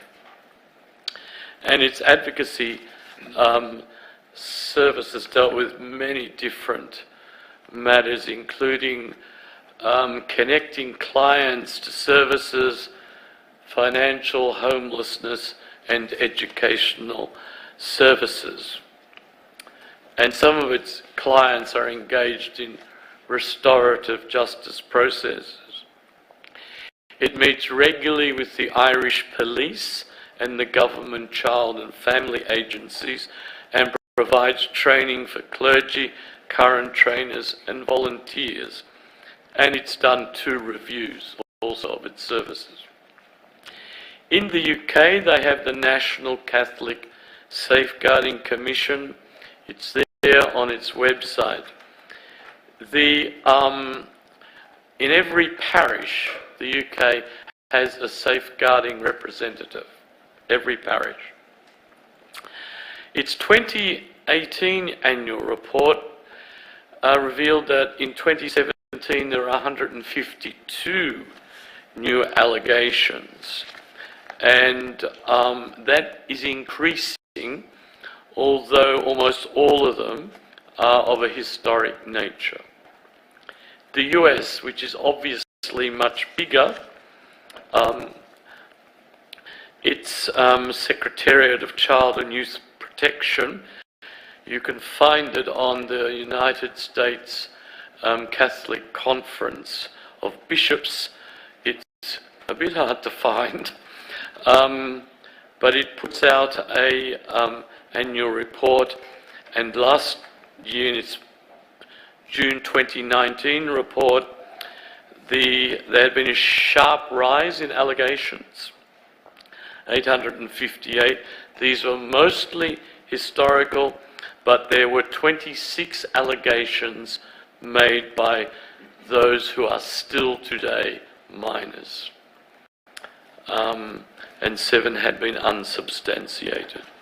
So I think there's a lot of material in those on those websites. Thank you, Professor Cahill. Dr. Wilkinson, turning to you in the microphone. There are now a matter of some special interest topics that you will address and summarise, please. Thanks, Ms Jones. I'd like to talk about mandatory reporting and the seal of confession. Des has already pointed out that the occurrence of child sexual abuse by clergy and religious and laypersons has been present in the Catholic Church since early times. It has always been condemned, has always involved power and the abuse of power. It has usually been denied and kept secret, and in recent times has been viewed as a sin, not a crime. During the 20th century, there was substantial criminal child sexual abuse in the Catholic Church in many countries, perpetrated by Catholic priests and members of Catholic religious orders. The Holy See, could I just explain the Holy See? The Holy See in Catholic legal terms means the Pope and the various bureaucracies and ministries, as called dicasteries, that serve the Pope in the work that he does. So I'll use that term, the Holy See. If I refer to the Pope, that'll mean specifically the Pope. So the Holy See, the highest authority in the Church, knew about the abuse during the 20th century and developed a range of legal instruments, including the 1917 and the revised 1983 Code of Canon Law, to construct a wall of secrecy around the abuse, both past and present, on the pretext that the Church faithful needed to be protected from grave scandal and grave offence, and that souls must not be harmed. What the Irish and Victorian parliamentary inquiries found, however, was that the whole legal construct was designed essentially to keep the handling of the abuse in-house and to secure a systemic cover-up on an international scale in order to protect the reputation of the Church and to prevent perpetrators being held accountable. rather than identifying and addressing the problem openly and accountably, looking for the causes of the abuse and seeking to eradicate them, the systemic cover-up arrangements ensured that local communities were kept uninformed of the abuse that had happened and was still happening, allowed the perpetrators not to be held accountable, and contributed to, even facilitated, more abuse. And this happened particularly with the movement of known abusers from one parish where the situation became too hot and the priest was moved to another parish or to overseas or to another diocese. The arrangements were found to be derived from dysfunctional governance, a culture of secrecy and clericalism, and Des has already spoken about that. In the Church's effort to protect its own reputation, it often either entirely overlooked or gave scant consideration to the welfare of the abused children. The effect of the abuse on them and their families, as well as their just entitlement to counselling, compensation and redress. As public awareness of these horrific crimes committed by clergy and religious became widespread, essentially through the media, various responses from the Holy See emerged. One was a special indult granted for the statute of limitations. It was extended to 10 years, and the age of minors extended up to 18 years. First in the US in 1994, then in Ireland in 1996, and everywhere in 2001. In 2002, a special limited dispensation from the pontifical secret was granted to the United States to allow the reporting of abuse allegations to civil authorities, but only in states with civil mandatory reporting laws. In 2010, a document entitled A Guide to Understanding Basic CDF. CDF is the congregation, one of the Holy See congregations. It's called the Congregation for the Doctrine and the Faith, usually referred to as CDF. An understanding of their procedures concerning child sexual abuse allegations. And that guide stated, I quote, "Civil law concerning reporting of crimes to the appropriate authorities should always be followed," unquote. So for the first time and worldwide, the Holy See was instructing that wherever civil jurisdictions had reporting laws for child sexual abuse, allegations were to be reported. I'd just like to say something about the duty of care. So before talking about mandatory reporting, let me say that a duty of care is a well-defined legal duty placed on institutions to take reasonable steps to prevent and minimise the risk of child abuse within their organisations.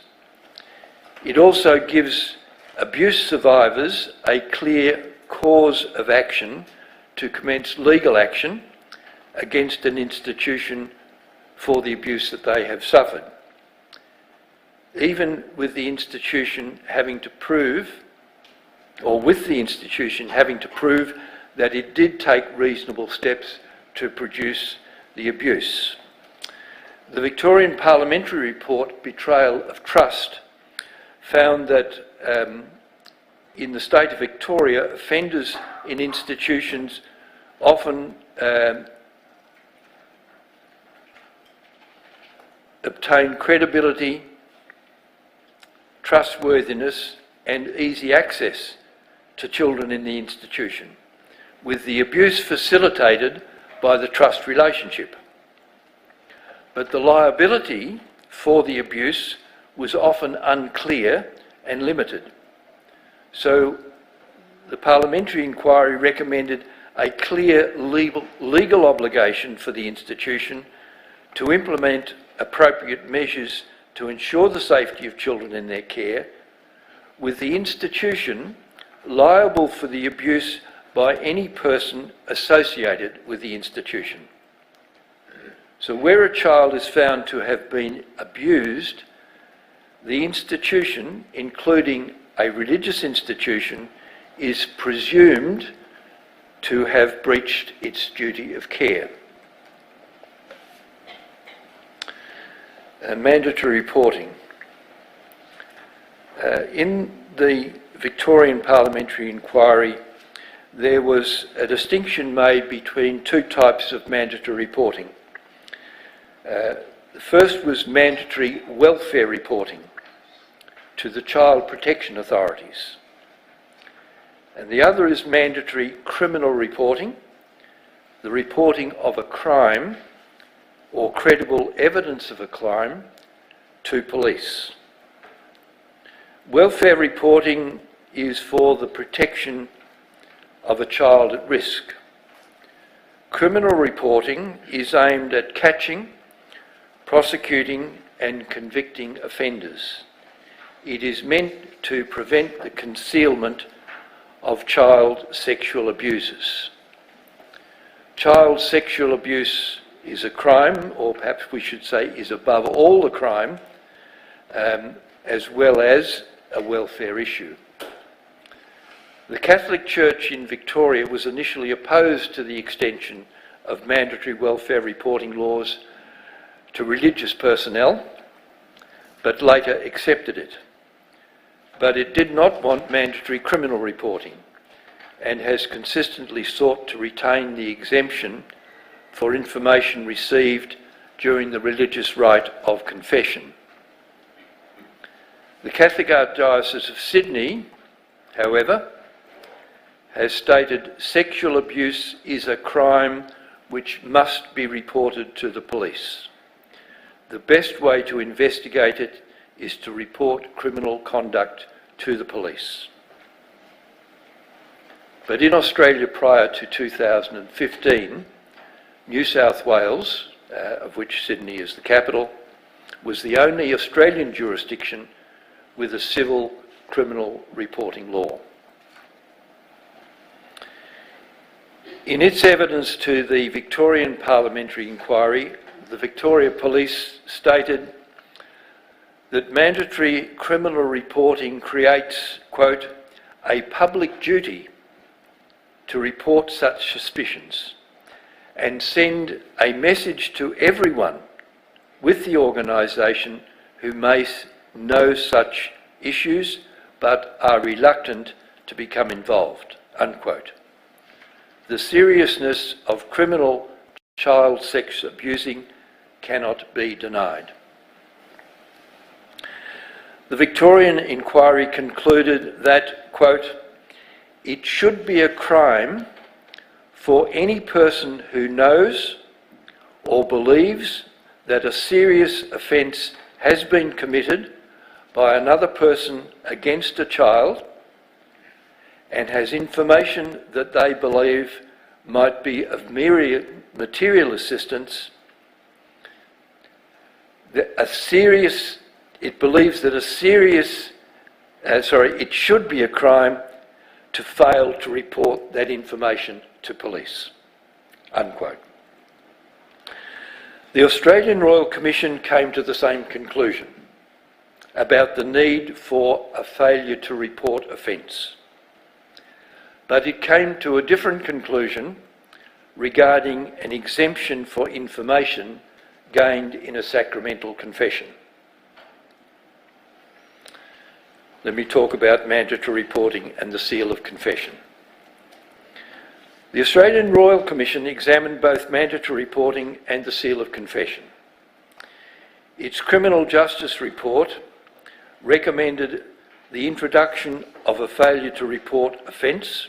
That was recommendation 33, and in its final report, volume 7, in respect of improving institutional responding and reporting recommendations, made 6 recommendations. Recommendations 7.1 to 7.6 on mandatory reporting. Excuse me, Peter, Yes. can you just slow down? Certainly, yes. Including 2 recommendations, 7.3 and 7.4, on religious confession. A practice used especially by the Anglican, Catholic and Orthodox churches.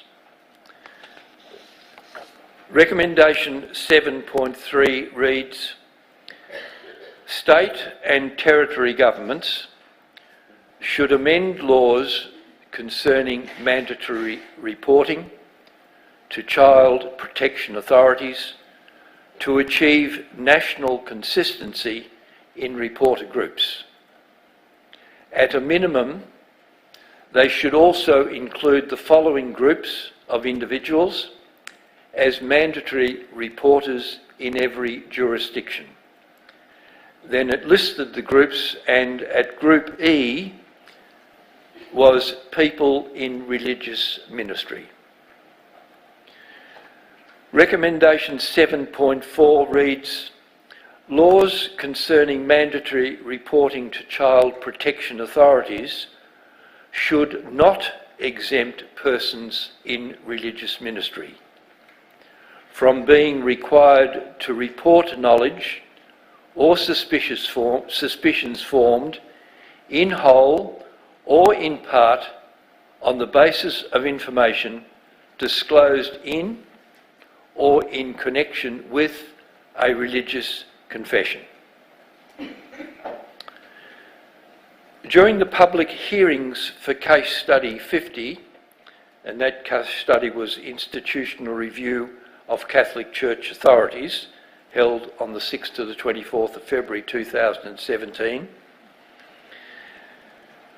the evidence given by the Catholic bishops and canon lawyers,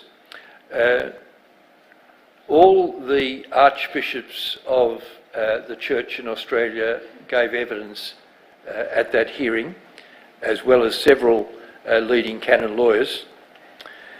They discussed the seal of confession, and the responses of the bishops amongst themselves was confused, and the responses of the bishops and the canon lawyers also did not line up.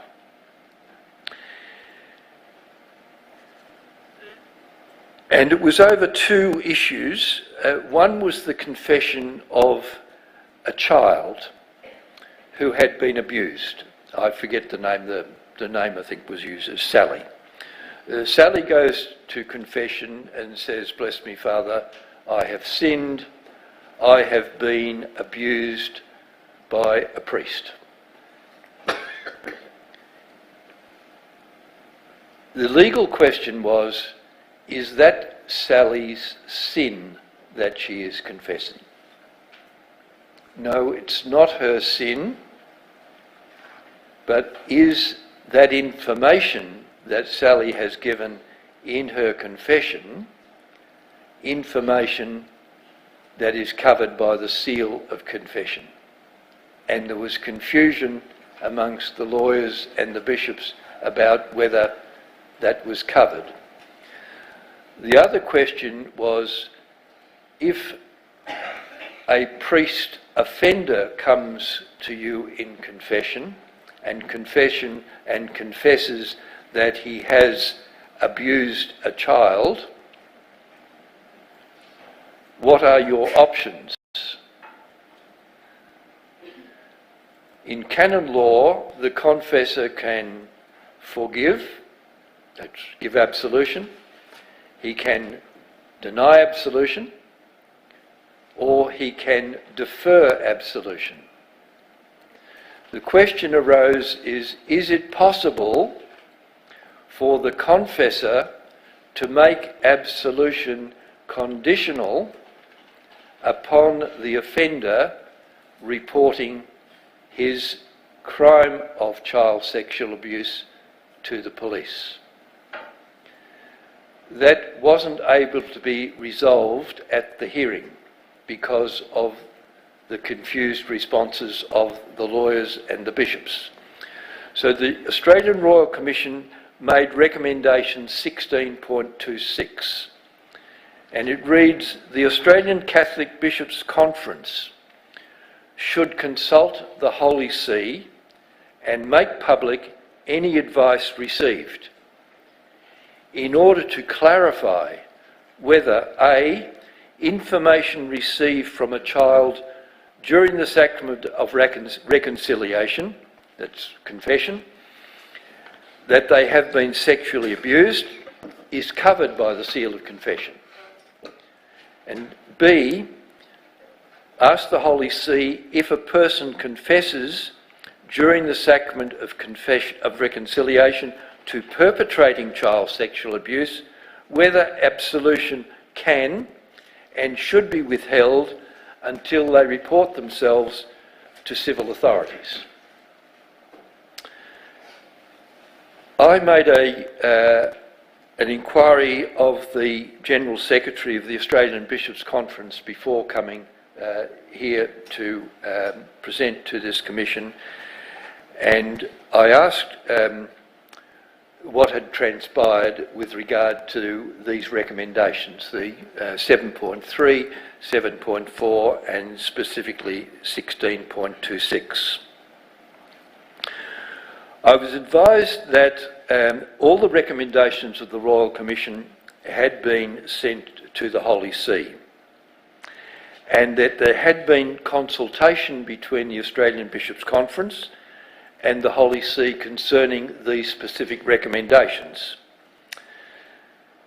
that the consultation is ongoing, and that during the Australian Bishops' visit to Rome, their ad limina bishop in June of this year, further consultation had taken place. I was also advised that on the 29th of June of this year, the Holy See's Apostolic Penitentiary, that's one of the departments of the Holy See, had issued a document titled Note of the Apostolic Penitentiary on the importance of the internal forum and the inviolability of the sacramental seal. It was published on the Vatican website, and it was approved by Pope Francis, and that note is significant for this Royal Commission, for it contains very strict interpretations of the seal of confession, including the following. The sacramental seal is indispensable. No human power has jurisdiction over it, nor can any human power lay claim to it. It is indispensable for the sanctity of the sacrament and for the freedom of conscience of the penitent, who must be certain at any time that the sacramental conversation will remain within the secrecy of the confessional. Second point, the inviolable secrecy comes directly from the revealed divine right. It does not admit of any exception in the ecclesial sphere, nor least of all in the civil one. Point 3. The Church has always taught that priests, in the celebration of the sacraments, acts in the very person of Christ the head. Point 4. The confessor must defend the sacramental seal, if necessary, quote, to the spilling of his own blood, namely martyrdom. Point 5. The seal is regulated by canon law and explained in the Catechism of the Catholic Church, which states that, quote, every priest who hears confessions is bound under very severe penalties to keep absolute secrecy regarding the sins that his penitents have confessed to him, unquote. Point 6. The confessor is never allowed, for any reason whatsoever, quote, to betray in any way a penitent in words or in any manner, unquote. Just as, quote, a confessor is prohibited completely from using knowledge acquired from confession to the detriment of the penitent, even when any danger of revelation is excluded, unquote. Point 7. The sacramental seal includes, quote, all the sins of both the penitent and others known from the penitent's confession, both mortal and venial, both occult and public, as manifested with regard to absolution, and therefore known to the confessor by virtue of sacramental knowledge, unquote. Point 8. The sacramental seal concerns everything the penitent has admitted, even in the event that the confessor does not grant absolution. If the confession is invalid, or for some reason the absolution is not given, the seal must be maintained in any case. Point 9. The priest becomes aware of the sins of the penitent, quote, not as man, but as God, unquote, to such an extent that he simply, quote, does not know, unquote, what he was told during confession, because he did not listen to the penitent as a man, but precisely in the name of God. Point 10. The confessor can therefore, quote, swear, unquote, without any prejudice to his conscience, to, quote, not know, unquote, what he knows only as a minister of God. Point 11. In the presence of sins that involve criminal offences, it is never permissible, as a condition for absolution, to place on the penitent the obligation to turn himself in to civil justice. Where a penitent has been a victim of the evil of others, the confessor must instruct the penitent regarding his rights and the practical juridical instruments to refer to, in order to report the fact in a civil and/or ecclesiastical forum to invoke justice. Peter, may I just stop you there and check with the chair? I'm very conscious that we have gone past the adjournment. That would be a convenient point to stop and pick up. I think this would be a suitable time for the afternoon adjournment to be taken. Madam Registrar? Chair, thank you, Chair. With the indulgence of the Commission, we're very conscious of the time, and so if we could move very briefly to redress and civil litigation, I foreshadow the comments that this is a summary of the Australian Royal Commission findings, so they are available to the Commission and anyone else who is interested, and we also have the written long brief and summary. So without any disadvantage to the information available to the Commission, Dr. Wilkinson, could I just ask you please to summarise what the Royal Commission found was an appropriate redress framework? Thank you, Ms Jones. Page 26. Yes.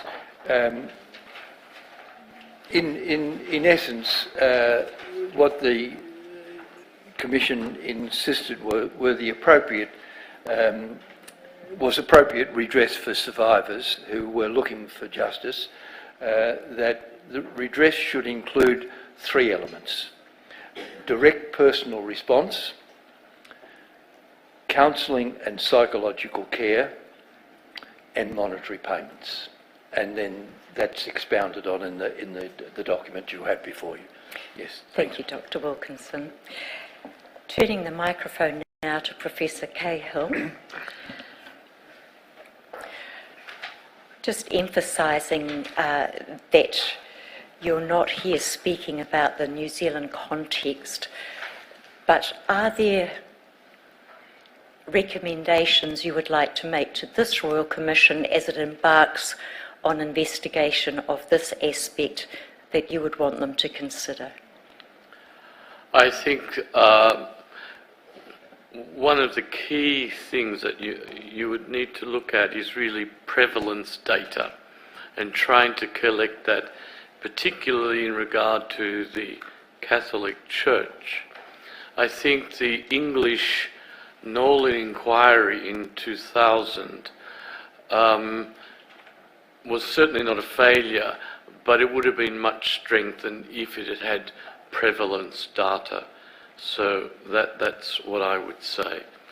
So in conclusion, in concluding our input, I think you're going to have to deal with the issue of the governance and management of religion and religious diversity, especially when you have bad religion or bad religious practices.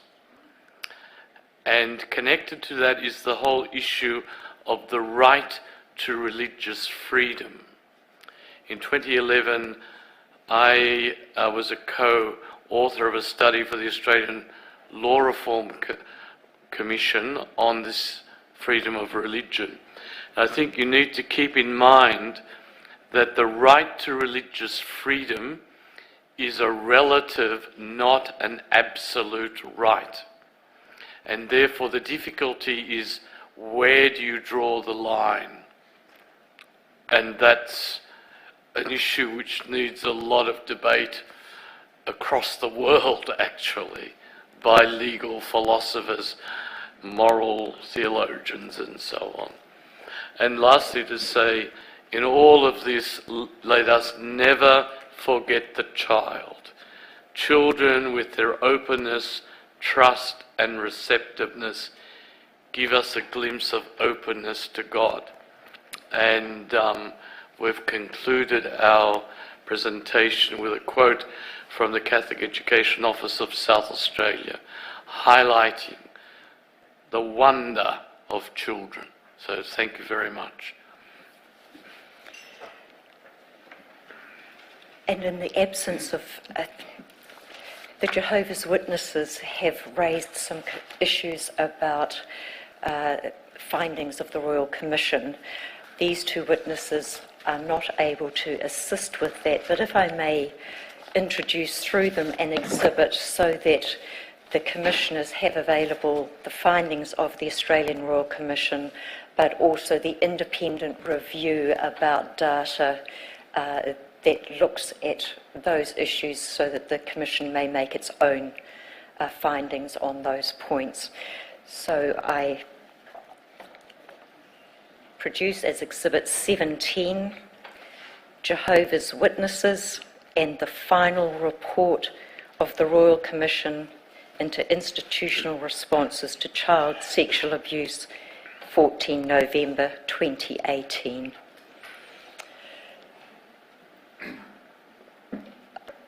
I'll leave you there. We do have indication from Council that there are two who would like to question Professor Cahill and Dr. Wilkinson?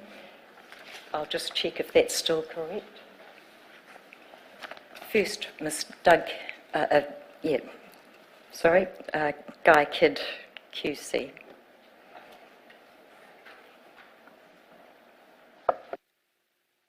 Mr. Kidd, please come forward.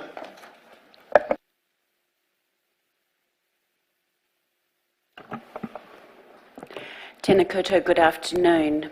My name is Fiona Guy Kidd, and I appear for the General Synod known as Te Hinota Whanui of the Anglican Church of Aotearoa, New Zealand and Polynesia. And I've just got a few questions arising out of your evidence today. Firstly, on page 14 of your shortened report, the one you've been referring to today, when dealing with the issue of cultural and praxis factors, and am I correct in understanding that praxis is another word for practice? Thank you. You talk about the findings of the Australian Royal Commission, and you speak of the problems for the Anglicans were in the Church of England Boys Society and in their secondary schools. And I'm curious, what is the Church of England Boys Society?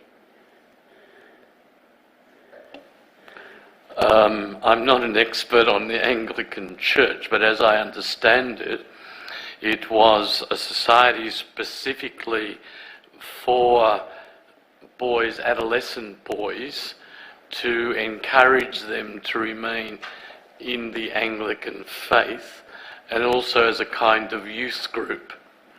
And so it didn't exist in every parish, as I understand it. It was more a diocesan thing. And the problems was partly to do with clergy, but it was more to do with the youth workers that were employed by the church who ended up abusing younger people, younger adolescents. Thank you. Now, on page 15, and this is a part that you didn't speak to orally, but you write there about the culture of secretive clericalism in the Catholic Church, and you comment there, similar features are found in the Anglican Church. And my question is, are you referring to the Anglican Church in Australia? That comes from the Royal Commission. So yes, they are referring to the Anglican Church in Australia. Right. But evidence, may I draw your attention, because I think that as a result of the introduction of women to ordination and to the episcopacy, there's now a feeling that the level of clericalism is much diminished in the Anglican Church. And I'd like you to draw your attention to the work of Bishop Alison Taylor, who was the fourth woman in Australia to be consecrated as an Anglican bishop for the Diocese of Brisbane. And she is currently doing a PhD on interrogating holiness, a contribution to the ecclesiology of the Anglican Church of Australia in light of the child sex abuse scandal. And she spoke last year at a conference organised by the University of Divinity in Melbourne. And I think she would be a very good source for you in looking at this whole issue from an Anglican perspective, which, as I understand, is complicated by the different traditions within the Anglican Church, the Anglo-Catholic, the Evangelical, and the more liberal progressive.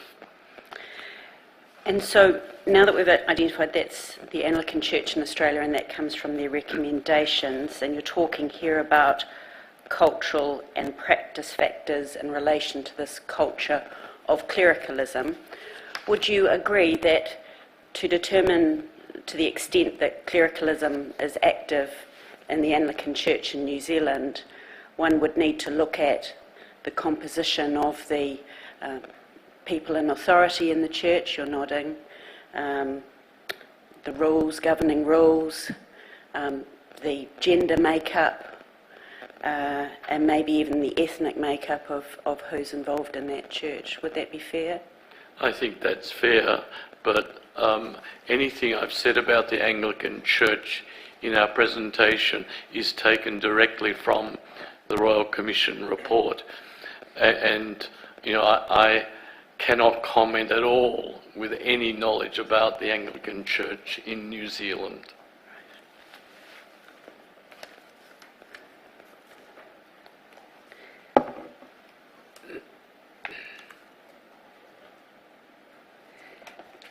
May I add also that the Anglican Church in Australia has instituted a new procedure for the sacrament of confession, yes, which does allow for mandatory reporting if a priest comes to knowledge of child sex abuse in the confessional, but I can't give you the detail. And even within the Anglican Church in Australia, there are some conservative parts in relation to the ordination of women. Yeah. For instance, Sydney, which I understand is the largest diocese of the Anglican Church in Australia, still does not permit the ordination of women, whereas in New Zealand, all parts of our structure encourage the ordination of women. And we led Australia by some 15 years in the ordination of women. So that's another example of a different factor. Thank you for your assistance.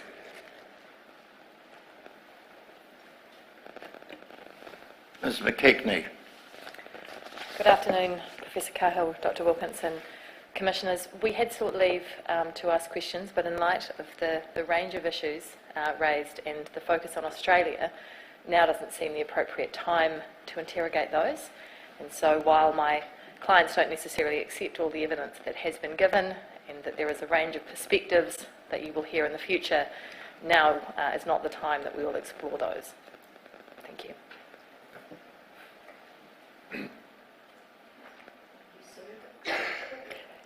I now hand the witnesses to the commissioners. Thank you. I'll now ask my colleagues if any of them has a wish to ask questions of Professor Cahill and Dr Wilkinson. Can I start with you, Mr Gibson? I think just briefly a clarifying question about timing. The document on the inviolability of the sacrament of confession, that was written after the Australian Royal Commission of Inquiry. Yes. And was your sense in response to some of the recommendations of it? My response to the content of the note? Yes. The inviolability document was written in response to the Australian inquiry. Is that your sense of? Oh yes, it was definitely written in response, I think, to those questions that were posed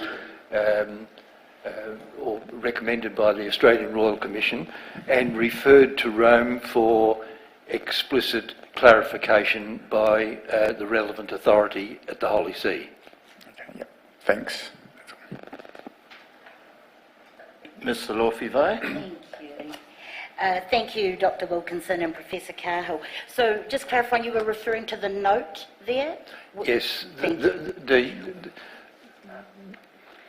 When Professor Cahill and I met with the Australian Royal Commissioner, Justice Peter McClelland, one of the things he asked us was, in the recommendations that we're likely to make, what is the appropriate way for our recommendations to reach the Holy See? because canon law is made by the Holy See and specifically by the Pope. So the Pope can change canon law as and when he wishes. And the Royal Commission was aware that it was probably going to need to recommend changes, but it wasn't sure how its recommendations could reach the Holy See. So our response to Justice McClellan was to say the appropriate way would be to make a recommendation to the Australian Catholic Bishops' Conference, and through them the recommendation could then be forwarded to the Holy See for whatever response that you required. And that was the way the Australian Royal Commission worked. So they made the recommendation to the Australian Catholic Bishops' Conference that they should refer this matter to the Holy See for clarification, and subsequent to that, this note, which is only a couple of months old, has been written and is now public and available on the Holy See's, on the Vatican website. Thank you. So following it, so that note then is, for want of a better phrase, it's your current policy, or it's how is that perceived in terms of influence if it's on the website? It would be perceived as the current policy of the Holy See. Now, I'm not sure what its status would be as canon law, because it's not formulated as legal decrees. But it is giving an official opinion as to how the seal is now being interpreted by the Holy See, not only in respect to that question about what is covered and is conditionality acceptable, but across a wider range of concerns about what is covered by the seal of confession and how seriously it may be protected, and particularly whether civil law has any not only influence but any effect on the seal. Okay, thank you. And so appreciating that would have happened at a high level in terms of the administration. Highest. The highest level. If you bring it down a couple of levels, what is the discourse, what was the socialisation of the final recommendations that came out in the note amongst the Australian Catholic public, at least? I would say at this stage that the Australian Catholic public are not aware of this note. It's not the sort of thing that the media have picked up on as yet. It's not the sort of thing that ordinary Catholics go hunting for. And bear in mind that the practice of sacramental confession in Australia is extremely low. So I think the figure that's normally tossed around is maybe 1% of Catholics go to confession, maybe even lower, because at the moment only 10% of Catholics regularly go to Mass. And the practice of going to sacramental confession is very, very low. Thank you. And just Can I just add to that? The note is a document for the Universal Church, okay? It's not specifically for Australia.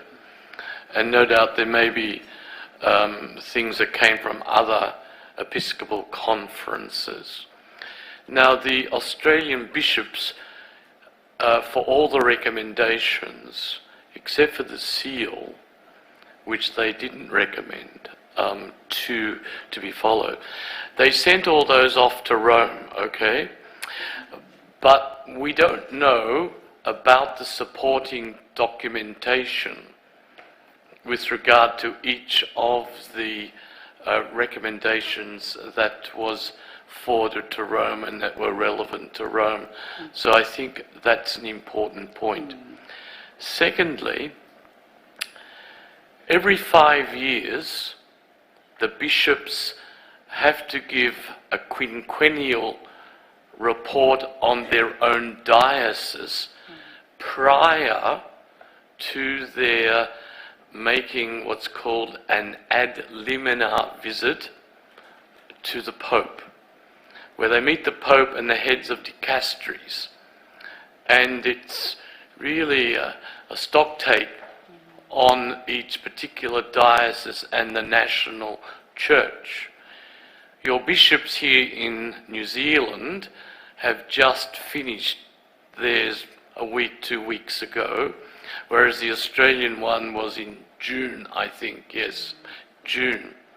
And I think it would be very interesting if the Royal Commission subpoenaed those quinquennial reports, not only about what, in particular this latest one, on the issue of confession, the seal of confession, but also the prevalence data, if they have done any prevalence data within their own diocese, and how truthfully their quinquennial report reflects the real situation in their particular diocese. The quinquennial report is mandated at Canon 399.1 of the 1983 Code of Canon Law, and each bishop who is in charge of a diocese must submit that report, and there is a form that they must follow. It has 22 sections in it, and section, I think 7, relates to the life and ministry of priests, so they must report on that, and section 8 is to do with religious members of the congregations, and they must report on that. Furthermore, each bishop in the report is urged to be objective, precise and succinct, and must include his pastoral difficulties in the diocese, the causes of those difficulties, the means being used to resolve them, pastoral issues yet to be resolved, and confidential matters which can be sent directly to the relevant congregation. And the bishop's personal contribution is essential. So they are matters that must be in those quinquennial reports. Now, we're not sure where those quinquennial reports go to. I asked the archivist in the Melbourne Archdiocesan Archives, do those reports, are they in the archives? And she said, Peter, there are no reports in the archives, not even in the secret archives. I have found only one, and that seems to be accidental. So I'm not sure what the Australian Royal Commission, whether they tried to get hold of those documents or whether they were unobtainable, but that might be something that you would like to take up with the Attorney General in Australia. Just one final question. In a lot of our private sessions, a recurring theme or an insight that's coming through is around the concept of celibacy. So I looked at your comments very carefully about what came out of the Australian Royal Commission, and that actually there's evidence to support why canon law should be changed to revisit that. Yes, and it is Local bishops or local episcopal conferences cannot change that law. It is beyond their competence, is the phrase. That is something that only the Pope can change. Now, there is, I don't think you'd call it pressure, but certainly within the Catholic community, within Australia, there are certain quarters that would enthusiastically support the removal of mandatory clerical celibacy. Others would say it must remain, but that is a decision beyond the competency of the Australian Church or the Church in Australia. I should imagine that at the upcoming 2020 plenary council that is to be held in Australia, that issue will be on the agenda. Thank you. No further questions. Much appreciated. Thank you. Dr. Edawiti. Tēnā kōrua. It seems that in Australia, even though there are, and if you could clarify for me, mandatory reporting laws even for confessions made in the confessional across several states. Is that correct? Yes. And yet, I saw recently that the Archbishop of Melbourne, that's your hometown, isn't it? Yes. Said that he would defy the law. Is that correct? That's yes. So there is this deeply entrenched culture of opposition to mandatory reporting in these Australian states. When a bishop is appointed, he swears, I'm not sure whether it's an oath, I think it is, to be obedient to the Pope, to maintain the communion within the Catholic Church. Therefore, whatever the official position of the Catholic Church is, a bishop would be expected to observe that position. And therefore, that if there is a mandatory civil law that says he break the seal of confession, then effectively that would break the communion within the church between the bishop and the Pope. Yeah. So I think that is the source of that response. I mean, it's true that the Archbishop of Melbourne basically said, well, I would go to jail. Yes. Okay, that was very clear.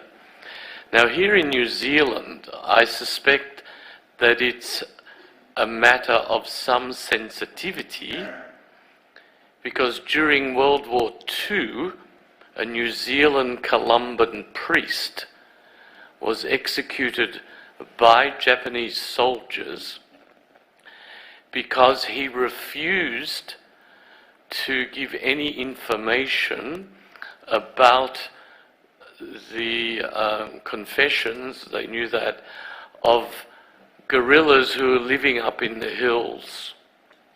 And they knew that the Japanese soldiers knew about that. That priest's name is Francis Douglas, and I think there is some moves to try and canonize him as a saint, because he is seen as a martyr for defending the seal of confession. Okay. I mean, it seems even in your paper that you're not insisting that the Church change this principle, but that it rethink it in light of the factors that you outline on page 27 of your paper. Is that right? Yeah. Mm. And in the interest of, because the balance then is freedom of religion. Well, I think our position is that the child must come first. That the safety of the child, we feel, is greater than the sacredness of the seal. And that needs more discussion. And I think that will be something, I think, for you as commissioners that we'll have to look at clearly, because there will be an expectation, I suspect, that you say something about the seal of confession in your final report. There is a 2,000-year history to this, because initially the Church only had the practice of open confessions made publicly. And then by about the 5th century, it started to change to private confession being heard by the confessor. After the Second Vatican Council, there were other forms of confession that were brought in, particularly a communal penitential or reconciliation session, where the person would confess in private to God, and then absolution would be given to the whole community. Then that was abrogated by Pope John Paul II. So I think there needs to be a conversation that goes on within the Catholic Church at a universal level about whether to go back to that or to even have new forms of confession. Thank you. Another question is, this is part of the puzzle, is it's plainly a man on boy issue here of sexual abuse in the context of the church, and you seem to provide some explanation by referring to psychosexual issues and also location. But at the same time, you would find that you also, I think you said that with nuns, religious nuns, that even though you would perhaps you'd have similar sorts of features of psychosexual and also accessibility, yet it still remains a older male on boy is the prominent feature. Are you able to unpack that for me? With regard to the priests and religious brothers, or to the nuns? Well, the comparison is that it's not so prevalent in the context of nuns and children, right? Even though it would seem to me that there would be similar sort of psychosexual aberrations, abnormalities as you describe them, and also access. But it seems to be mostly there is abuse, but it's mostly physical and not sexual. The sexual abuse is largely men, priests, on boys. Mm. Yeah. Why is there this distinction, is the question, fundamentally? I'm not sure I've understood you fully.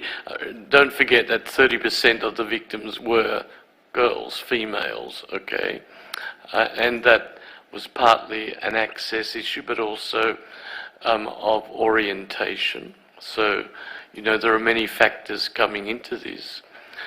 With regard to the low offending rate among nuns, the Australian Royal Commission figures are 96, and we think that's an exaggeration for various reasons, but it's quite low. But with regard to the sexual abuse by nuns of children, the rate was extremely low, and I suppose you have to explain that in terms of, one is the lack of sexual knowledge of nuns during, up until the 60s and 70s was extremely low, and that comes out in the Queensland Ford report. But also I think that nuns had a better appreciation of their own virginal commitment, and perhaps the level of sexual desire was not as immediate or as strong as it is with priests and brothers.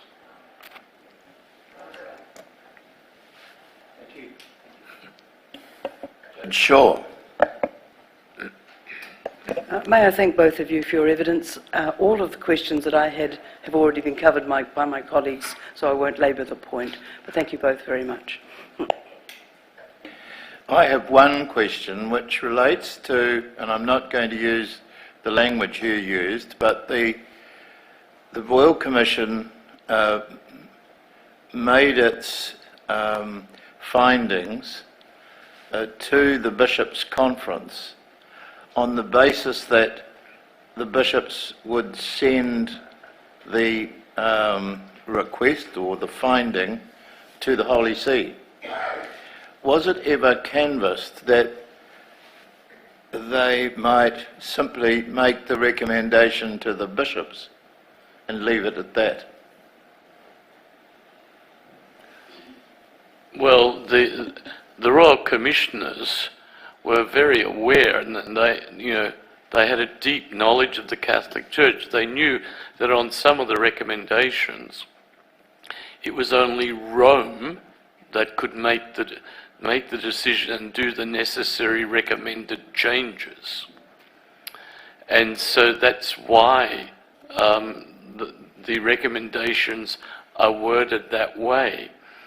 And so the Australian bishops had no trouble accepting those recommendations because, in a sense, they were acting as a postbox to send it to Rome. What we don't know, and it's never been revealed, is what was the covering letter and the comment by the bishops on each of those recommendations. Did they make no comment?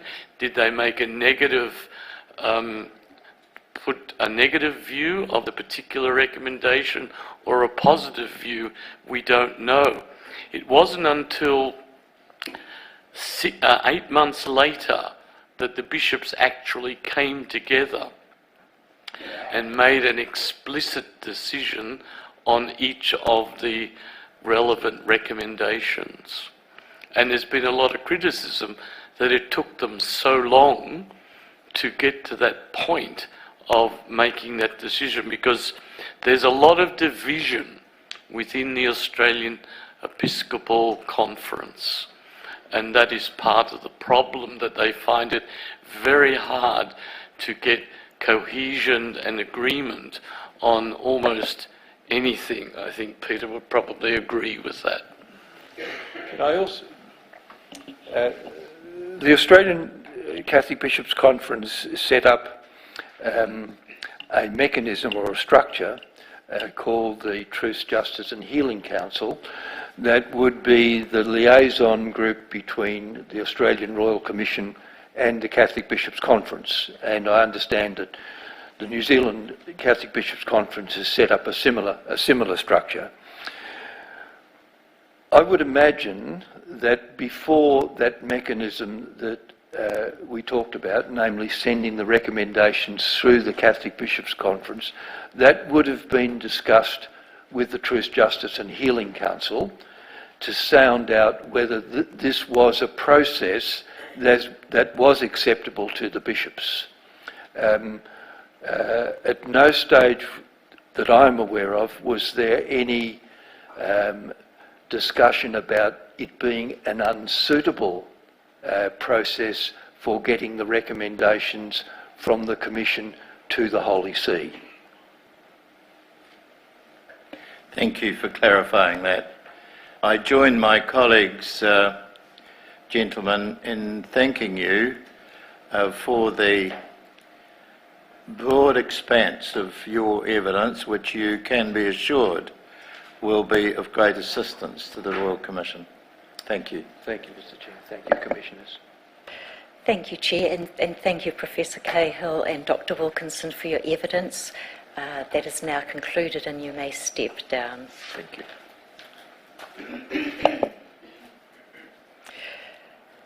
Chair and Commissioners, while they're doing that, Ms McKechnie has requested and been given leave to make a short statement.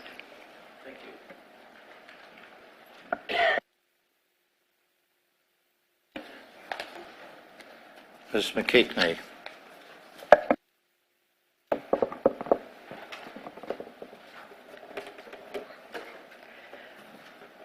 Thank you, Chair. Commissioners.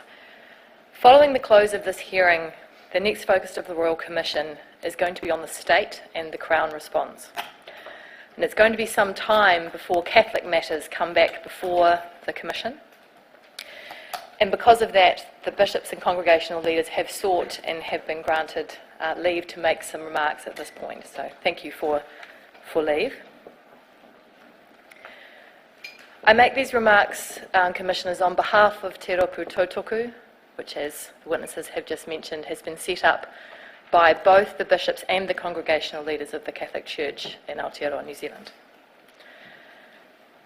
At this contextual hearing, there has been evidence which sets the scene for the work that you will do in the coming months. And today, there has been extensive evidence about Catholic matters. Representatives of Te Rōpū Tautoko and of the Auckland Diocese, as we are here in their diocese, have attended the hearing, each day of the hearing, and listened to the evidence, both state and faith-based, and have learned much from the witnesses. Their presence here, I want to say to you and to those who are listening on the live stream, is part of the commitment by the bishops and congregational leaders of the Catholic Church to listen, to learn from, and to support the survivors. Our clients are very conscious, Commissioners, that there may well be survivors listening to this hearing who have not approached the Catholic entities or the civil authorities about their experiences, and they are encouraged to do that, to approach the National Office of Professional Standards, which represents the Catholic entities here, or to approach the police. And so I say that to those of you who may be listening who have not yet come forward. We also encourage them to approach you and share their experiences with the Royal Commission. Turning to the evidence that this Royal Commission will hear in the future about the Catholic Church and the entities of that church in New Zealand, the Catholic bishops and congregational leaders are very aware that dark chapters of their history will be examined. Some of that evidence has been heard in this hearing already. Sadly, it is very clear that many things have happened within the Catholic dioceses and congregations in New Zealand which should not have happened. All forms of abuse are unacceptable and indefensible, and all people should have been safe in the care of Catholic entities in New Zealand. The bishops and congregational leaders are committed to working with the Royal Commission in this inquiry and have asked me to publicly reiterate that both to you and to those who are listening this afternoon. They are committed to their errors and omissions being examined transparently and openly. They acknowledge that as part of a global church, there have been a significant number of inquiries and investigations into Catholic entities around the world, including, as we've heard extensively today, in Australia. Many of these inquiries have revealed events which should never have happened, and for which the Pope and the Catholic leaders in those areas have expressed great regret. The evidence of Professor Cahill and Dr. Wilkinson at this hearing has discussed some of that context in other countries, and it has sought to draw parallels in New Zealand and make a number of global generalisations about what you may find here. Now, while our clients do not agree with all of the evidence given by Professor Cahill and Dr. Wilkinson, and as you have heard, there is a range of perspectives amongst Catholics and Catholic entities around the world and indeed in New Zealand, they accept and acknowledge that there are very serious issues to consider. There will be parallels which you can draw from the global experience. But because of the size and the structure and the nature of the Catholic community and leadership here in Aotearoa, there are significant differences that will need your exploration. Professor Cahill and Dr. Wilkinson highlighted some of those differences in their evidence this afternoon. The history of care provided by Catholic entities in New Zealand is also complex. As you will hear in evidence in your future inquiries, I am sure, it is a history of both significant societal good and times of intense shame. As you embark on your work, Commissioners, the Catholic bishops and congregational leaders ask that you consider the entities within the Catholic Church in Aotearoa, New Zealand, in their full context and in the context of Aotearoa, New Zealand. Its work, its errors, the lessons they have learned, and the lessons that they are still to learn. We anticipate, and Councillor Assisting indicated this morning, that investigations into faith-based churches will begin shortly. We anticipate there will be an investigation into care by Catholic entities here. The Catholic bishops and congregational leaders welcome that opportunity. They're committed to accepting responsibility and their responsibility to act to stop future abuse in the Catholic Church and to learn the lessons of how to respond to what has already happened and should not have happened in the care of the Catholic entities in Aotearoa, New Zealand. They're committed to learning the lessons that will come from your work. Thank you.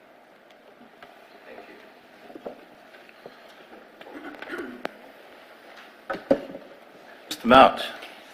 Mr. Chair, Commissioners, as we draw towards the close of this contextual hearing, may I seek your indulgence to make some closing remarks? Certainly. I begin by acknowledging Mana Whenua Ngāti Whātua for generously hosting us, for opening each day and for closing each day. Your support and your welcome are very much appreciated. I also acknowledge survivors and members of our Survivor Advisory Group and our ambassadors who have either joined us here in person or who have watched on the live stream or who have otherwise been involved in this hearing.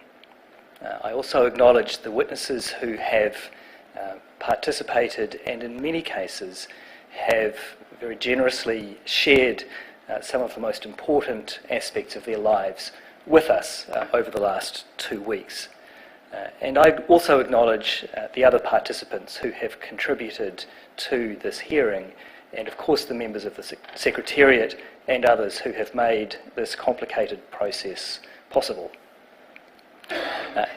As you know, this is New Zealand's largest ever Royal Commission, and no doubt there are many different ways in which we could measure size, but what we have seen in the last 2 weeks is that perhaps the most appropriate measure is to say that this is perhaps the largest in terms of the number of people affected and the largest in terms of the impact on New Zealanders who have been abused or neglected in care, as well as their families, their communities, and also the generations over time. We've heard from 29 witnesses in this room, but in many cases they have spoken on behalf of large numbers of others.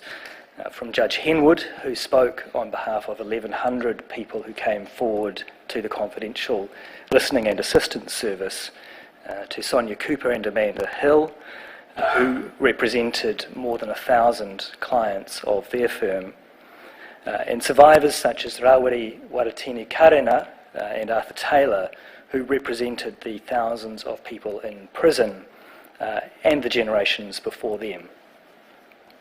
So if nothing else, it is obvious that this inquiry is a lot bigger than any one person. But, Mr. Chair, we won't see you at another public hearing, and so it is appropriate to acknowledge at this time that you are not only the first among equals at the Commissioner table, but you were also the first to take on the responsibility of this important work. It was early last year when you accepted the request of the government to lead public consultation on the terms of reference for this inquiry. It was the first time that had been done in New Zealand to lead a fully public consultation process for the terms of reference of a Royal Commission.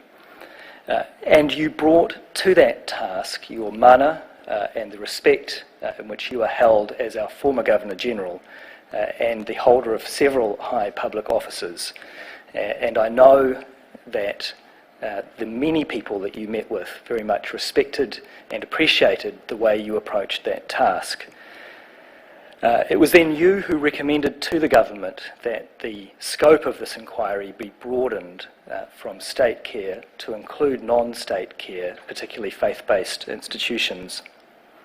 And importantly, you recommended that Te Tiriti o Waitangi be built in to the terms of reference and woven into the fabric of the Royal Commission. Those were your suggestions, which were accepted by the government, and they form a very important part of the work of the inquiry. Late last year, you were joined by your 4 colleagues, and having helped to design the ship, you have captained it to its first waypoint, the start of the private sessions earlier this year, and now to this significant waypoint, the end of the first substantive contextual public hearing. And if I may say, what you have shown throughout the time since you took on this important work is an uncompromising commitment to the substance of the work, a steady resolve to do the work in a principled, inclusive and sensitive way, and a deep compassion for the New Zealanders of all backgrounds who are at the centre of this work. Very soon you will be passing on the responsibility of captaining the ship to a new chair. And what we have seen, if I may say so, in the last 2 weeks is that this is an inquiry in good health and one with real grassroots support. And for that, Mr. Chair, we thank you. There will, I hope, be other opportunities to thank you and to acknowledge you for what you have done. But I do know that I speak on behalf of a very large number of people in wanting to acknowledge you today on this public occasion. Now, Madam Registrar, I believe that you may have a further exhibit that you may be able to present directly to the Chair.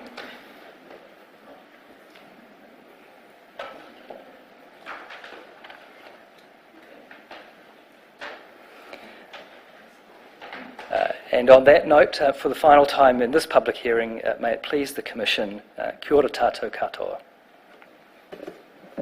Thank you, Mr. Marr.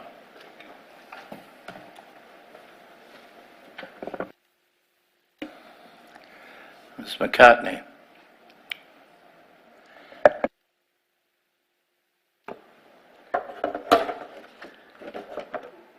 I am speaking on behalf of all council.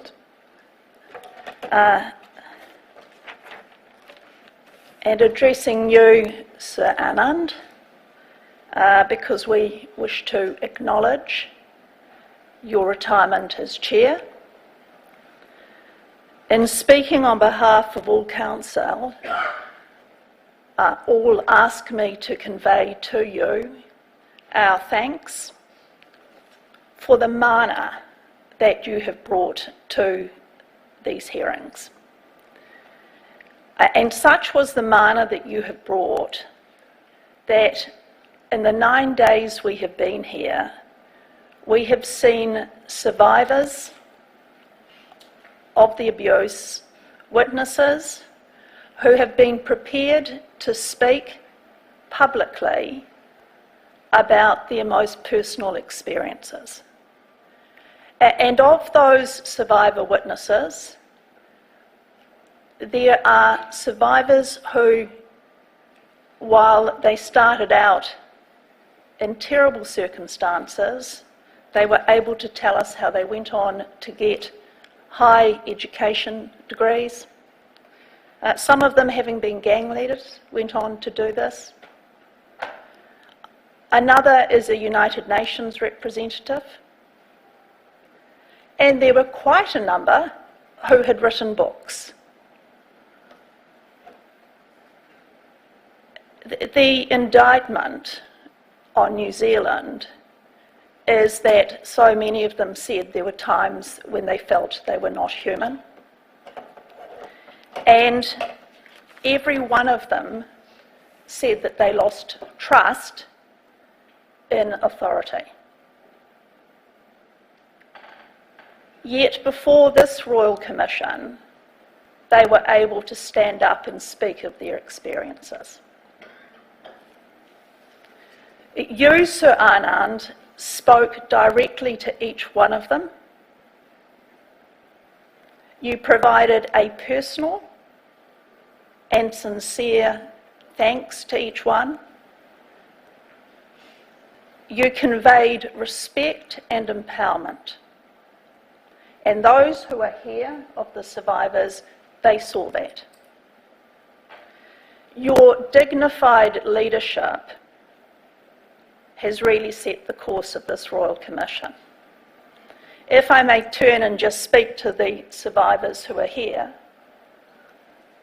as council, we hope that having seen these last 9 days, that you can be optimistic that this Royal Commission may bring about the transformational change that you are seeking.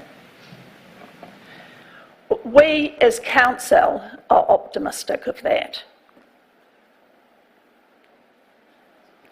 And we wish to convey to the survivors that in the time that you have spoken and the time of these hearings, the hope that we had that many more will come forward has in fact been expressed to us already. We are already hearing that this is happening. Sir Anand, council appearing here have a great affection for you. It has been a privilege to be here for your final sitting. Ngā mihi mahana.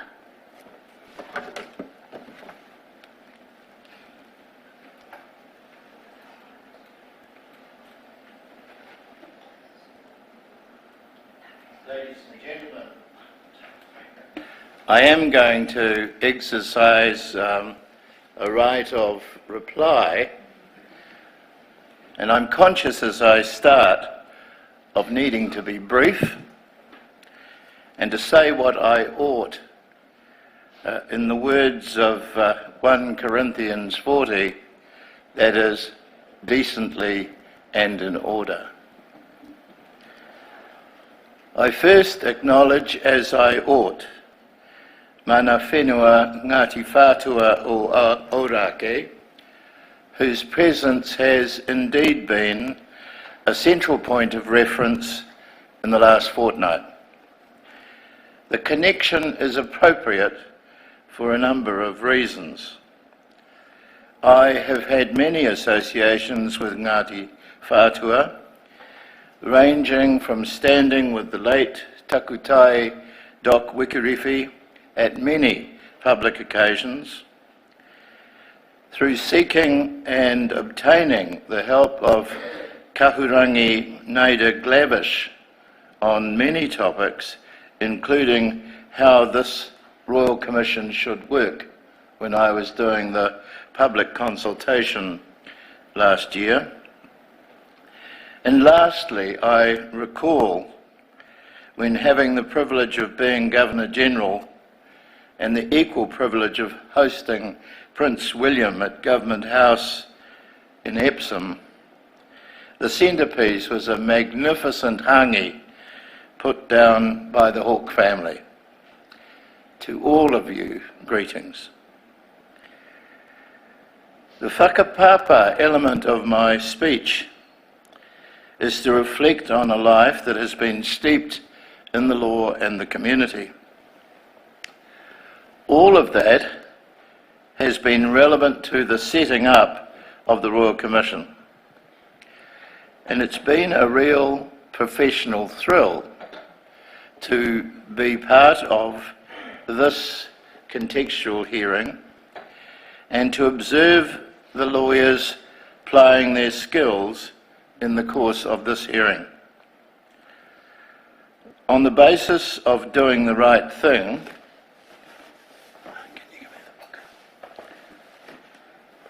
I want at this point, Mr. Mount, to return to you through the registrar the wonderful book called The Conduct of Public Inquiries by Ed Ratushny, which you gave me as we started to work together. It has never been far away from me, at work and at home, and I have made a frequent reference to it.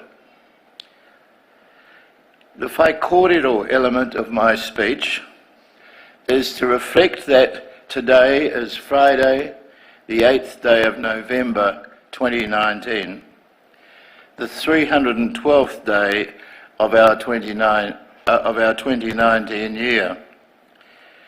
We are just 2 days short of an anniversary of the 10th of November in 1942, which incidentally was a Tuesday.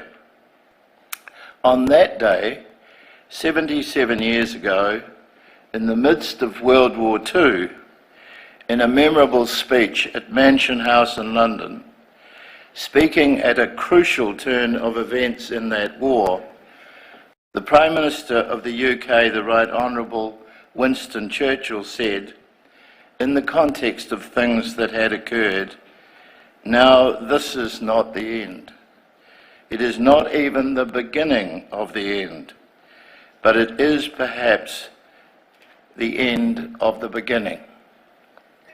That statement about the end of the beginning characterises, to my mind, the positioning today of where we all are in mid-2019 in the life of the Royal Commission into Abuse and Care. We are truly here in New Zealand at the end of another beginning, and the successful completion of this contextual hearing has provided that.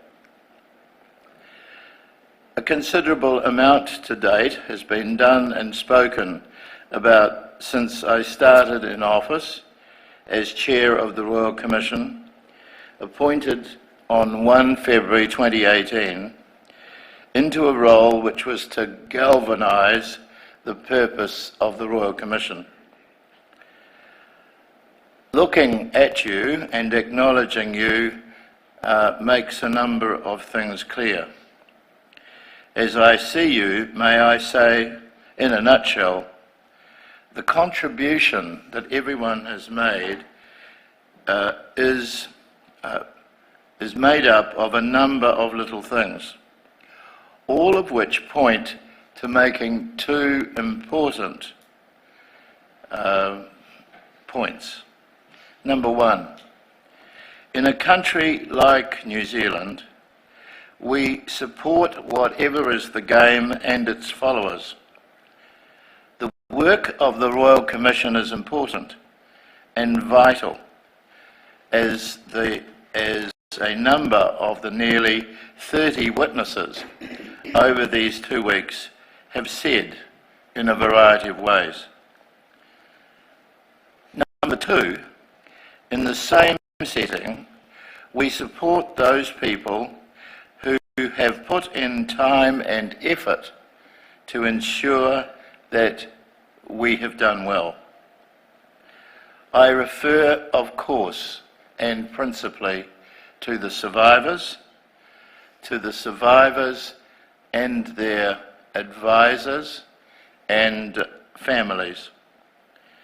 I refer to the academic community, to the media representatives and the staff that the Royal Commission has amassed, the logistics staff, the wellbeing staff, the people who have made sure that things over a lengthy time have started on time and ended in the same way.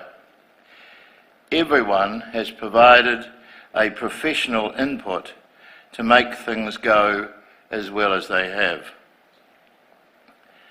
This brings me to the wero element and the challenge to the Royal Commission that has been laid down by many witnesses.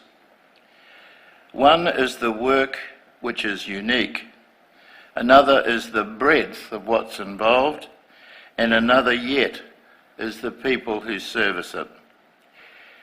It is inherently difficult for a government department whose natural territory is libraries, raffles and passports to take on the servicing of the largest royal commission that the country has known. But the Department of Internal Affairs has us and we have them. Everyone deserves encouragement in what lies ahead, and I offer mine. It has been a privilege to be a central part of the build-up and delivery of what lies ahead.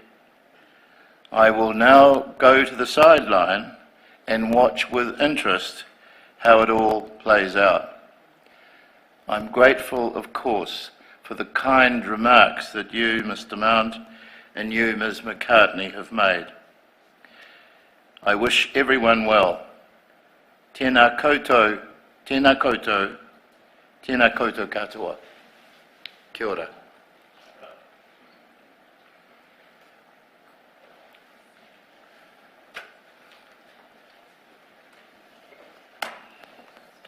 Tēnā tātou katoa, he tū tēnei ki te tuku mihi. Kia koutou o Ngāti Whātua o Rākei, mua I te ākua nei ka hoatu te rākau kōrero kia koutou, kia whakaoti, a pai tēnei nohoanga.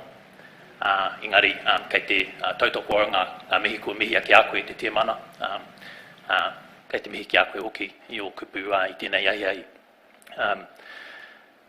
I ngā rā iwa kua pahure, kua ki te tātou, kua rongo tātou I ngā karearoto, ngā kōrero, o rātou kua kuhu mai tēnei whare, kia kōrero mō o rātou whiako. Kua rongo hoki, kua kite hoki, te maia, te kaha, te manawa nui a rātou, ki te mahi tērā mahi mua I te aroaro o tātou I tēnei nohoanga. No reira, kei te mihi ki a rātou.